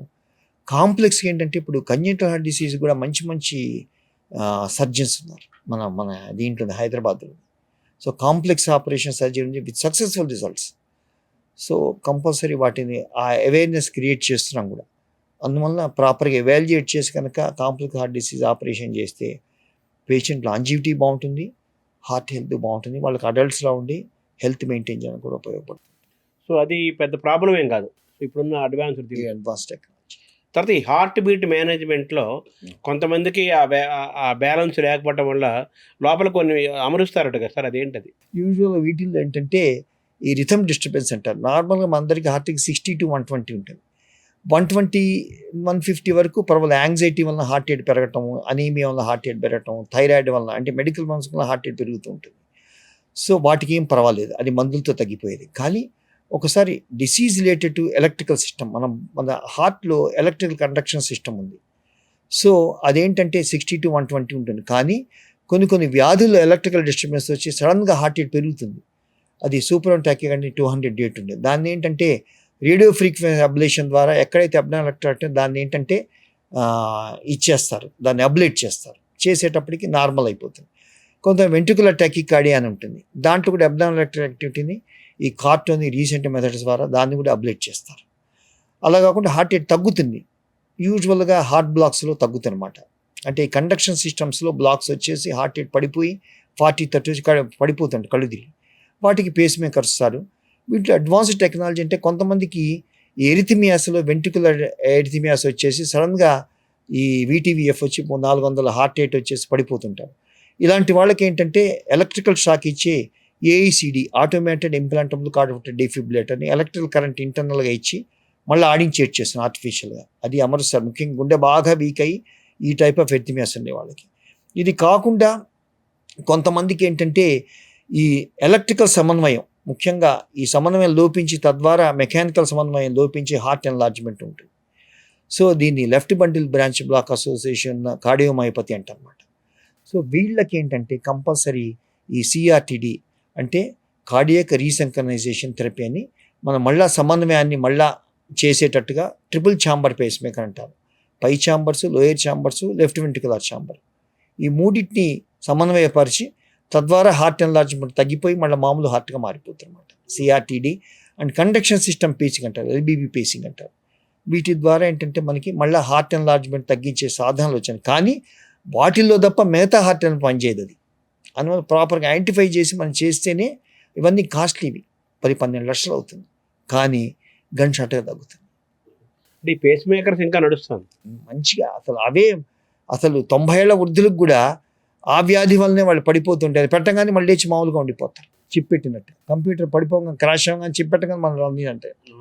కానీ ఆ వ్యాధిని ప్రాపర్గా ఐడెంటిఫై చేస్తే నీకు మిరాక్యులస్ రిజల్ట్స్. హార్ట్ ఎన్లార్జ్మెంట్ కూడా కొన్నిటికి, అన్ని ఎన్లార్జ్మెంట్స్ కానీ LBB రిలేటెడ్ ఎన్లార్జ్మెంట్స్కి ఈ CRTD చాలా ఉపయోగపడుతుంది. తర్వాత ఈ షుగరు పేషెంట్స్ హార్ట్, అలాగే హైపర్ టెన్షన్ హార్ట్ సంబంధించి అనేక అపోహలు, అనేక సందేహాలు, అనుమానాలు, భయాలు కూడా ఎక్కువ ప్రచారంలో ఉంటాయి. వీటిని ఎలా చూడాలి సార్? మోస్ట్ ఇంపార్టెంట్ ఏంటంటే డయాబెటీస్, హైపర్ టెన్షన్ ఏది one of the commonest non communicable disease, అంటే లైఫ్ స్టైల్ డిసీజ్. ఎప్పుడైతే మన లైఫ్ స్టైల్ అంటే ఆహార, విహార, వ్యవహార అండ్ మానసికమైన ఇవన్నీ కనుక ఎప్పుడైతే డిస్టర్బెన్స్ వచ్చినాయో ఆటోమేటిక్గా BP షుగర్ వస్తుంది. ఈ BP షుగర్ని అదుపులో పెట్టుకోబోకటం వల్ల life style plus drugs = good health. ఆ మెటబాలిక్ హెల్త్ బాగుండబోతే తద్వారా హార్ట్ ఎఫెక్ట్ ఇస్తుంది. అందువల్ల ప్రతి వాళ్ళు ఇది కనుక వస్తే కంపల్సరీ ప్రతి సంవత్సరం భయపడడం కాకుండా ప్రతి సంవత్సరం చక్కగా చేయించుకొని వాటిని అదుపులో మానిటర్ చేసుకుంటూ. సో ఇప్పుడు ఫర్ ఎగ్జాంపుల్ ఒకళ్ళకి బీపీను, షుగరు వచ్చిందనుకోండి, కంపల్సరీ వాళ్ళు ఏంటంటే అది భయపడి దాని కాంప్లెక్స్లో పోకుండా వారానికి ఒకసారి BP మందులు వాడుకుంటే BP కంట్రోల్గా ఉండాలి. Self monitoring, home BP monitoring అంటారు. ఇప్పుడు now the concept of home BP monitoring increasing. అది చూసుకుంటూ నెంబర్ 1. అట్లానే సెల్ఫ్ గ్లూకోజ్ మానిటరింగ్, అది చూసుకుంటూ మనకి కంట్రోల్గా ఉందా లేదా, దాన్ని బట్టి మనం ఏ ఆహారం తీసుకుంటే ఎట్లా ఉందని చూసుకుంటూ, అట్లానే కొలెస్ట్రాల్ 3 నెలలకు కానీ 6 నెలలకు కానీ సంవత్సరానికి ఒకసారి చూపించుకొని కంట్రోల్గా ఉందా, కంట్రోల్ లేకపోతే డాక్టర్ హెల్ప్ తీసుకొని మనం కంట్రోల్ చేసుకోవాలి. ఇవి కనుక చేసుకుంటూ ఉంటే మనకి కంపల్సరీ హార్ట్ హెల్త్ అనేది పదనంగా కాపాడుకోవచ్చు. ఇంకోటి ఏంటంటే ఇప్పుడు major breakthrough next few డికేడ్స్లో అయ్యేది ఏంటంటే మంచి BP మందులు, మంచి షుగర్ మందులు, అంటే వాల్యూస్ కంట్రోల్ కాదు, హార్ట్ని కాపాడే మందులు. ముఖ్యంగా ఈ షుగర్లో SGLT ఇన్హిబిటార్స్ అంటారు, డాపాగ్లిఫజలిన్ అండ్ ఎంపాగ్లిఫజలిన్. ఇవి ప్లస్ సెమాగ్లూటైడ్, జిఎల్పి రిసెప్టార్ ఎగోనిస్ అంటారు, అంటే మెడికల్ భాషలో. ఇవేంటంటే షుగర్ని కంట్రోల్ చేయటం కాకుండా తద్వారా హార్ట్ హెల్త్ని కూడా కాపాడతాయి, గుండె రక్తంలో బ్లాక్స్ రాకుండా, హార్ట్ ఫెయిల్యూర్ రాకుండా. సో ఈవెన్ దో డయాబెటిక్ డ్రగ్స్గా వచ్చినా ఇప్పుడు నో కార్డియాలజిస్ట్ ఆర్నమెంటేరియంకి వచ్చింది ఆ డ్రగ్స్. అవి ఫ్యూచర్లో ఎస్టాబ్లిష్డ్ హార్ట్ ప్రాబ్లం ఉండి ప్లస్ షుగరు ఉన్న వాళ్ళకి, అట్లా షుగర్ ఉండి మన ఫ్యూచర్లో హార్ట్ ప్రాబ్లం రాకుండా, వాల్యూస్ కంట్రోల్ పాటు ఇది రాకుండా ప్రజెంట్లీ ఈ మందులు వాడటం అనేది చాలా చాలా ఇంపార్టెంట్ అనమాట. ఇప్పుడు అందుబాటులో ఉన్నాయి. అవి కాకుండా మనకి మంచి మంచి బీపీ మందులు వచ్చి హార్ట్ హెల్త్ని కాపాడే బీపీ మందులు వచ్చాయి. ముఖ్యంగా ఆర్నీ మాలిక్యూల్స్ అని, అట్లనే ర్యామిపిర్లు, యాంజియోటెన్సిన్ బ్లాకర్స్, బీటా బ్లాకర్స్. ఇవన్నీ ఏంటంటే బీపీని కంట్రోల్ చేయడం కాకుండా బీపీని కంట్రోల్ చేసుకుంటూ హార్ట్ హెల్త్ని కాపాడే మందులు ఇవన్నీ. అది ముఖ్యంగా ఏంటంటే మనకు పబ్లిక్లో కొంత అవేర్నెస్ క్రియేట్ చేయాలి, చాలా ఇంపార్టెంట్. అది లేక చాలామంది ఏంటి అమ్మ బాబాయ్ బీపీనా ఒక నెల వాడి మానేయటం, ఆ అపోహల ముందు తొలగించుకొని, లేదు మనం ఇప్పటి వరకు అది బయట నుంచి వచ్చే వ్యాధులు కాదు, ఇన్ఫెక్షన్స్ లాగా న్యూమోనియాస్ లేకపోతే ఇన్ఫెక్షన్ లాగా బయట నుంచి వచ్చే వ్యాధులు కాదు. మన బాడీలో కంట్రోల్ మెకానిజమ్స్ 35 ఏళ్ల వరకు బాగా పనిచేసి 40 ఏళ్ళకి అప్పుడు ఫెటీగ్ అయ్యి తద్వారా మేనిఫెస్ట్ అయిన వ్యాధి అనమాట షుగరు, బీపీ, కొలెస్ట్రాల్. అందువల్ల మనం ఏంటి లైఫ్ స్టైల్ని జాగ్రత్తగా ఇచ్చేసుకుంటూ, బార్డర్లో ఉంటే లైఫ్ స్టైల్, సపోజ్ ఎక్కువ ఉంది అనుకోండి గైడ్ లైన్స్ ప్రకారం లైఫ్ స్టైల్తో పాటు మందులు తీసుకుంటే మనకి అల్టిమేట్గా హార్ట్ హెల్త్ అనేది పదిలంగా కాపాడుకోవచ్చు అనమాట. కొలెస్ట్రాల్ లింక్డ్ కూడా లేటెస్ట్ ట్యాబ్లెట్స్ వచ్చాయి. ముఖ్యంగా ఇంట్లో 2 ఇంపార్టెంట్ దీంట్లో. ఒకటి ఏంటంటే స్టాటిన్స్ అనేది ఒక రకంగా వరం లాంటిది. మన ఏంటంటే ఈ హార్ట్ హెల్త్ని కాపాడే, ముఖ్యంగా కొలెస్ట్రాల్ని కంట్రోల్ చేస్తూ హార్ట్ అటాక్స్ రాకుండా కాపాడే మందులు. ఇప్పుడు యంగ్ హార్ట్ అటాక్స్కి ఏంటంటే ముఖ్యంగా ఈ ఎల్డిఎల్ చాలా ఎక్కువ ఉండి ట్రైగ్లిజరైడ్స్ బాగా ఎక్కువ ఉన్న వాళ్ళకి ఏంటంటే ఆహారంతో సరిపోవు, స్టాటిన్స్ సరిపోవు. ఎస్పెషల్లీ మన ఫ్యాటీ ప్లాక్స్లో ఈ లైపిడ్ రిచ్ ప్లాక్స్ ఉన్నాయి, దాన్ని ఎల్సిబే లైపిడ్ కోర్ బర్డెన్ ఇండెక్స్ అంటారు. అవి ఎక్కువ ఉన్న వాళ్ళందరికీ కంపల్సరీగా నాన్ స్టాటిన్ బేస్డ్, ముఖ్యంగా ఈ ఎల్డిఎల్ ఎవలోకుమ్యాబ్ అంటారు, అంటే మోనోక్లోనల్ యాంటీబాడీస్, అట్లానే వ్యాక్సినేషన్స్, ఇన్క్లిజరాల్ అంటారు, అంటే ఎల్డిఎల్ని బాగా తగ్గించేసి 30 దగ్గర 20 దగ్గర మెయింటైన్ చేసే ఇంజెక్షన్స్ వచ్చినాయి. ఇవి చాలా చాలా ఉపయోగపడుతుంది. యంగ్ హార్ట్ అటాక్స్ ముఖ్యంగా ఉపయోగపడి వాళ్ళ లాంజివిటీని పెంచే అవకాశం చాలా చాలా ఉంది. హార్ట్ వాస్కులర్ హెల్త్ని పదిలంగా కాపాడే ఇవన్నమాట. యంగ్ హార్ట్ అటాక్స్కి హెరిడిటరీగా ఉన్న వాళ్ళకి ఉపయోగపడుతుంది, అందరికీ ఉపయోగపడుతుంది. సార్ ఇప్పుడు హార్ట్ ఫెయిల్యూర్కి, హార్ట్ అటాక్కి, అలాగే కార్డియక్ అరెస్ట్కి ఏంటి సార్ డిఫరెన్స్? హార్ట్ అటాక్ అంటే గుండె రక్తం లోపల సడన్గా క్లాట్ ఫామ్ అయ్యి గుండె సడన్గా ఆగిపోవడం, దాన్ని మెడికల్ భాషలో మైకార్డ్ ఇన్ఫాక్షన్ అంటారు. ST elevation MI, non ST elevation MI, దాన్ని హార్ట్ అటాక్ అంటారు. అది ఈసీజీ ద్వారా అంటే సిమ్టమ్స్ ద్వారా పసిగట్టి సకాలంలో గోల్డెన్ అవర్స్లో ట్రీట్మెంట్ తీసుకోవడం. హార్ట్ ఫెయిల్యూర్ అంటే హార్ట్ ఎన్లార్జ్మెంట్ అయ్యి గుండె పంపింగ్ కెపాసిటీ తగ్గిపోతుంది. నార్మల్గా అందరికీ 50 to 70%. సో ఈ హార్ట్ ఫెయిల్యూర్ ఉన్న వాళ్ళకి లెస్ దాన్ 30% అయిపోతుంది. సో తద్వారా హార్ట్లో ప్రెషర్స్ పెరుగుతాయి. ఎప్పుడైతే హార్ట్లో ప్రెషర్స్ పెరిగినాయో ఆటోమేటిక్గా ఈ ఊపిరితిత్తుల్లో నీరు చేరే తత్వం, బాడీలో లివర్లోనూ నీరు చేరే తత్వం వచ్చి వాపులు రావడం, ఆకలి మందగించడం, తర్వాత వికారం, ఆకలి తగ్గిపోవటం, అట్లా లంగ్స్లో నీరు చేరే ఆయాసం రావడం, 2 అడుగులు వేస్తే మూత్రం తక్కువగా ఉండటము, ఇవన్నీ వస్తాయన్నమాట. 2 అడుగులు వేస్తే ఆయాసం, వాపులు, అది హార్ట్ ఫెయిల్యూర్ అనమాట. అంటే హార్మోనల్ చేంజెస్ వచ్చి హార్ట్ వీక్నెస్లో నీరు చేరే తత్వాన్ని హార్ట్ ఫెయిల్యూర్ అంటారు. పోతే మూడోది వచ్చి ఏంటంటే కార్డియాక్ అరెస్ట్. అంటే ఏంటంటే అప్పటివరకు రెగ్యులర్గా 78 ఉన్నది సడన్గా ఉన్నట్టుండి VTVF వచ్చి 400, 300 వచ్చేసేసి పల్సలెస్ వీట్ అంటారు. ఇట్లా జస్ట్ ఫిబ్రిలేట్ అవటం, వెంట్రికులర్ ఫిబ్రిలేషన్, ఆర్ కార్డియాక్ అంటే ఎలక్ట్రోమెకానికల్ డిసోసియేషన్. ఎలక్ట్రిక్ అంటే కానీ మెకానికల్ హార్ట్ ఇంకా కంట్రాక్షన్ ఉండదు. So these 2 are called cardiac arrest. Cardiac arrest అంటే ఇంకా మనిషి వెళ్ళిపోయినట్టే కదా, అంతే. సో ఆ కార్డియాక్ అరెస్ట్ ఉన్నప్పుడు మాత్రం ఈ కార్డియోపల్మనరీ రిసస్టేషన్ అంటారు. సో నిమిషానికి ఏంటంటే మనకి 15 సార్లు కానీ ఒకసారి ఊపిరి ఇచ్చేసేసి ఒక 60 సార్లు హార్ట్ని ఆడించేసి చేయటం అనమాట. అది అందరూ నేర్చుకోవడం చాలా important. We conduct the classes on CPR for normal public. So దానివల్ల ఏదైనా సడన్గా ఏదైనా అయితే కనుక ఈ CPR చేసి హాస్పిటల్ బలంగా చేసి హాస్పిటల్ వచ్చేంతవరకు తీసుకుంటే కనుక హాస్పిటల్లో చూసి వాళ్ళకి డీఫిబ్రిలేషన్ చేసి మళ్ళీ హార్ట్ ఆడిని చేసి హార్ట్ అటాక్ వల్ల వచ్చేటి ఇమ్మీడియట్గా మనం దానికి సంబంధించిన ఇంజెక్షన్స్, ట్యాబ్లెట్స్, యాంజియోప్లాస్ట్ చేసి బయటపడతాం. రీసెంట్గా ఒక సర్జరీ నేను చదివాను సార్, వార్తలు ఈ మధ్యనే జరిగింది. అది మామూలుగా గుండె ఎడమ వైపు ఉంటుంది కదా, ఇంకొకరికి ఎవరికో కుడివైపుతో ఉంటే వాళ్ళు సర్జరీ చేసి మళ్ళీ ఎడమ వైపు పెట్టారంటారు కదా, ఏంటి సార్ అది?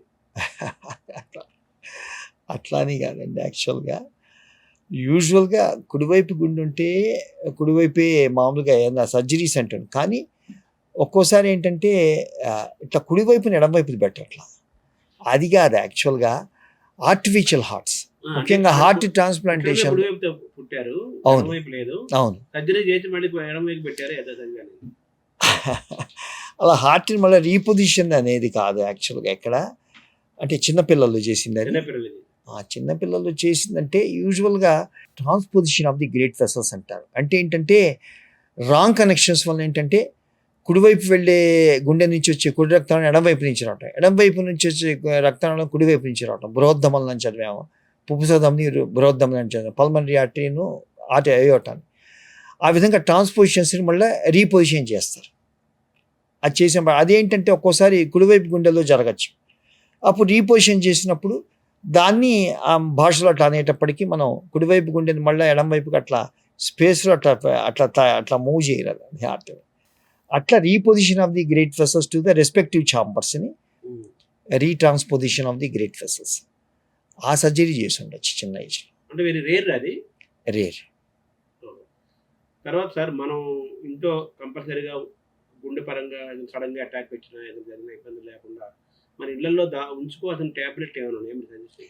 వెరీ ఇంపార్టెంట్ అంటే షుగర్, బీపీ, కొలెస్ట్రాల్ ఉన్న వాళ్ళందరూ కంపల్సరీ వాళ్ళ ఇంట్లో ఒక ఆస్పిరిన్ ట్యాబ్లెట్, ఒక కిట్ లాగా చిన్న, అంటే ఫస్ట్ ఎయిడ్ కిట్ అంటారు. సో దాంట్లో బాటిల్ ఏంటంటే ఇకోస్పెనోటిన్, క్లోప్రోగ్రిల్ అనే ట్యాబ్లెట్, అట్లానే స్టాటిన్ ట్యాబ్లెట్స్ ఇవి పెట్టుకొని చెస్ట్ పెయిన్ ఇన్ జనరల్ ఏంటంటే హార్ట్ అటాక్ అని చెప్పడం చాలా కష్టం. అలా చెప్తే మనమే దేవుడు అయిపోయాం, జ్యోతిష్యంలో నెంబర్ 1 అయ్యేవాళ్ళం. అట్లా కాదు. యూజువల్గా కొన్ని చిన్న చిన్న అంటే సాఫ్ట్ మార్కర్స్ ఉన్నాయి. ఫర్ ఎగ్జాంపుల్ పెయిన్ వచ్చి చెమటలు పట్టింది అనుకోండి, గూట్లో గుడ్డు కూడా ఫస్ట్ హార్ట్ ప్రాబ్లమ్ సస్పెక్ట్ చేయాలి. Very important. అది యాంగ్జైటీ రావచ్చు, లేదా నిజంగా హార్ట్ ప్రాబ్లం రావచ్చు. దానికి ఇది ప్రధానమైన డిఫరెన్స్ ఏంటంటే యాంగ్జైటీ లేటెంట్ వెంటనే తగ్గిపోతుంది, కానీ లేటెడ్ అయితే పర్సిస్టెంట్గా ఉండి నాగింగ్ మదినలా ఉంటుంది. అట్లానే మంటలా వచ్చింది, అది గ్యాస్ ట్రబులా హార్ట్దే అంటే గ్యాస్ట్రిక్ ట్రబుల్లో చెమటలు పట్టం. వేరే హార్ట్ రిలేటెడ్ బర్నింగ్ వచ్చింది అనుకోండి, దాంట్లో చెమటలు పట్టం. పెయిన్ మన ఏంటంటే రిక్రూట్మెంట్ ఉంటుంది, అంటే ఫస్ట్ ఒక చోటు ఉంటే తర్వాత మీరు పెరిగిపోయి బటుడు ఇంత అని చెప్పేసి మొత్తం స్ప్రెడ్ అయిపోయి మనకి మొత్తం చెస్ట్ అంతా పీకేసినట్టుగా ఉండి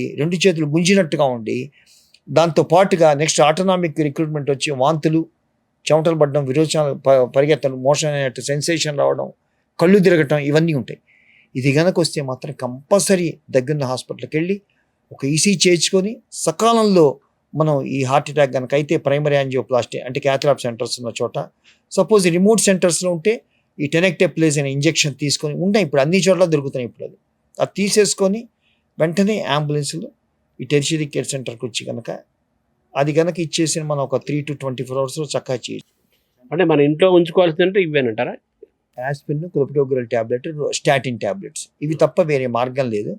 అది తీసుకోవటం, ఒక ఈసీజీ చేసుకొని ఇంటి దగ్గర హాస్పిటల్లో దగ్గర డయాగ్నోస్టిక్స్లో కంపల్సరీ మనకి హార్ట్ అటాక్ కాదా, నార్మల్గా ఉంటే ఓకే. కానీ దీంతో పాటు ప్రతి ఒక్కళ్ళు ఏంటంటే ఒక బేస్ లైన్ ఒక చెస్ట్ పెయిన్ ఏ వచ్చినా సరే ఈసీజీ, ఇకో, ట్రోపోనిన్ అయ్యి ఈ 3 ద్వారా మనకి హార్ట్ అటాక్ కాదా ముందు ఒక ప్రిలిమినరీ ఐడియా వస్తుంది. కానీ కొంతమందికి ఏంటంటే దావుడు మూతలాడుతున్నప్పుడు అంటే ఈసీజీ నార్మల్ ఉంటుంది. చాలా సందర్భం నేను చూస్తాను డే టు డే. అప్పుడు ఏం చేస్తే అర్ధరాత్రి వచ్చినప్పుడు అయితే కానీ ఒక మళ్ళీ 2 hours రిపీట్ ఈసీజీలో బయటపడుతుంది. మొట్టమొదటి నార్మల్గా 60% డయాగ్నోస్టిక్స్ రిపీట్ ఈసీలో బయటపడుతుంది. అప్పుడు మనం తప్పకుండా కంపల్సరీ కనుక బయటపడంగానే వెంటనే ట్రీట్మెంట్ ఫాస్ట్గా స్టార్ట్ చేయాలి. ఆర్ ఈసీ నార్మల్గా ట్రిపుల్ పాజిటివ్ ఉంటుంది, సో మనం క్రాస్ చెక్ చేయాలి. అండ్ ఈకోలో కొంతమంది బయటపడుతుంది. ఈ 3లో 2 సిమ్టమ్స్ ప్లస్ ఈ 3 టెస్ట్లో ఒకటి పాజిటివ్ ఉన్నా సరే మనం ఇమ్మీడియట్గా సకాలంలో ట్రీట్మెంట్ తీసుకొని మనం దాని నుంచి బయటపడటం చాలా ఇంపార్టెంట్. సో ఈ 3 టెస్ట్ కంపల్సరీ చేయాలి. Compulsory any chest pain after 30-35 years ECG, troponin, TMT, quantitative not qualitative, quantitative. ఈ 3లో 100% బయటపడి అది కార్డియాక్, నాన్ కార్డియాక్. సపోజ్ అన్నీ బాగున్నాయి, ఇది కూడా లేదు అంటే నెక్స్ట్ డే మనం ఏంటంటే పెయిన్ తగ్గగానే టీఎంటీ చేసి అది కూడా నెగిటివ్ ఉందంటే కనుక అప్పుడు మనం వదిలేసి, సపోజ్ అందుట్లో ఏమాత్రం తేడా ఉండి మనకి ఏదైనా ఉంది అంటే కనుక అప్పుడు మనం యాంజియోగ్రామ్ అది అడ్వైస్ చేస్తాం. సో ఇది ప్రోటోకాల్. ఇది కనుక సేఫ్టీ ప్రోటోకాల్. సార్ చివరిగా ఈ గుండె ఆరోగ్యానికి మీరు సూచించే ఒక బలమైన ఇచ్చే సందేశం ఏంటి సార్? సో నా ఉద్దేశం ఏంటంటే ఈ ప్రపంచంలో ఎవడో సూపర్ మ్యాన్ లేడు ఫస్ట్, ఇంక్లూడింగ్ డాక్టర్స్ కూడా. అందువల్ల యాజ్ ఏ డాక్టర్స్ మేము కూడా ఏంటంటే ప్రజల్లానే ప్రతి ఒక్కళ్ళు 25 ఏళ్ళు 30 ఏళ్ళ వరకు కోర్స్ హెరిడిటరీ హిస్టరీ ఉంటే 20 ఏళ్ళ 30 ఏళ్ళకే వాళ్ళు ఏంటంటే ఒకసారి metabolic health, lipid profile, sugars, TMT చేసుకొని అవసరమైతే సీటాంజీ చేర్చుకొని ఇప్పుడిప్పుడు చిన్న చిన్న ప్లాక్ స్టార్ట్ అవుతున్నాయి అంటే 40 ఏళ్ళకి వాళ్ళు ప్రీపోన్ అవుతుంది వాళ్ళు. సో అది చేసుకోవడం ముందు జాగ్రత్తగా. వాటిలో ఏమాత్రం చేయడం ఉన్నా స్టాటిన్ ట్యాబ్లెట్స్, అవసరమైతే non statin treatment, lipid lowering drugs అవి తీసుకోవడం చాలా ఇంపార్టెంట్. ప్లస్ స్మోకర్స్ అలవాటుకి చిన్న ఏజ్లో వస్తుంది. అన్నం స్మోకింగ్ మానేయటం. మిడిల్ ఏజ్లో కనుక షుగరు, బీపీ, కొలెస్ట్రాల్ ఉన్న వాళ్ళు అయితే కనుక లైఫ్ స్టైల్ మాడిఫికేషన్తో వాటిని కంట్రోల్లో ఉంచుకొని అవసరమైతే కార్డియాలజిస్ట్ యొక్క సలహా తీసుకొని మందులు వాడుకోవడం. కానీ పెద్ద ఏజ్లో మోర్ దాన్ 70-75 తర్వాత వచ్చిన వాళ్ళు కూడా ఏమాత్రం చెస్ట్ పెయిన్ వచ్చి క్లాసికల్గా ఉంటే కనుక సకాలంలో ఇది తీసుకొని, ఎందుకంటే పెద్ద ఏజ్లో ఒక్కోసారి వాళ్ళు కళ్ళు తీయనట్టుగా ఉంటాం, వీక్నెస్లో వస్తుంది, క్లాసికల్గా ఉండదు, సైలెంట్గా.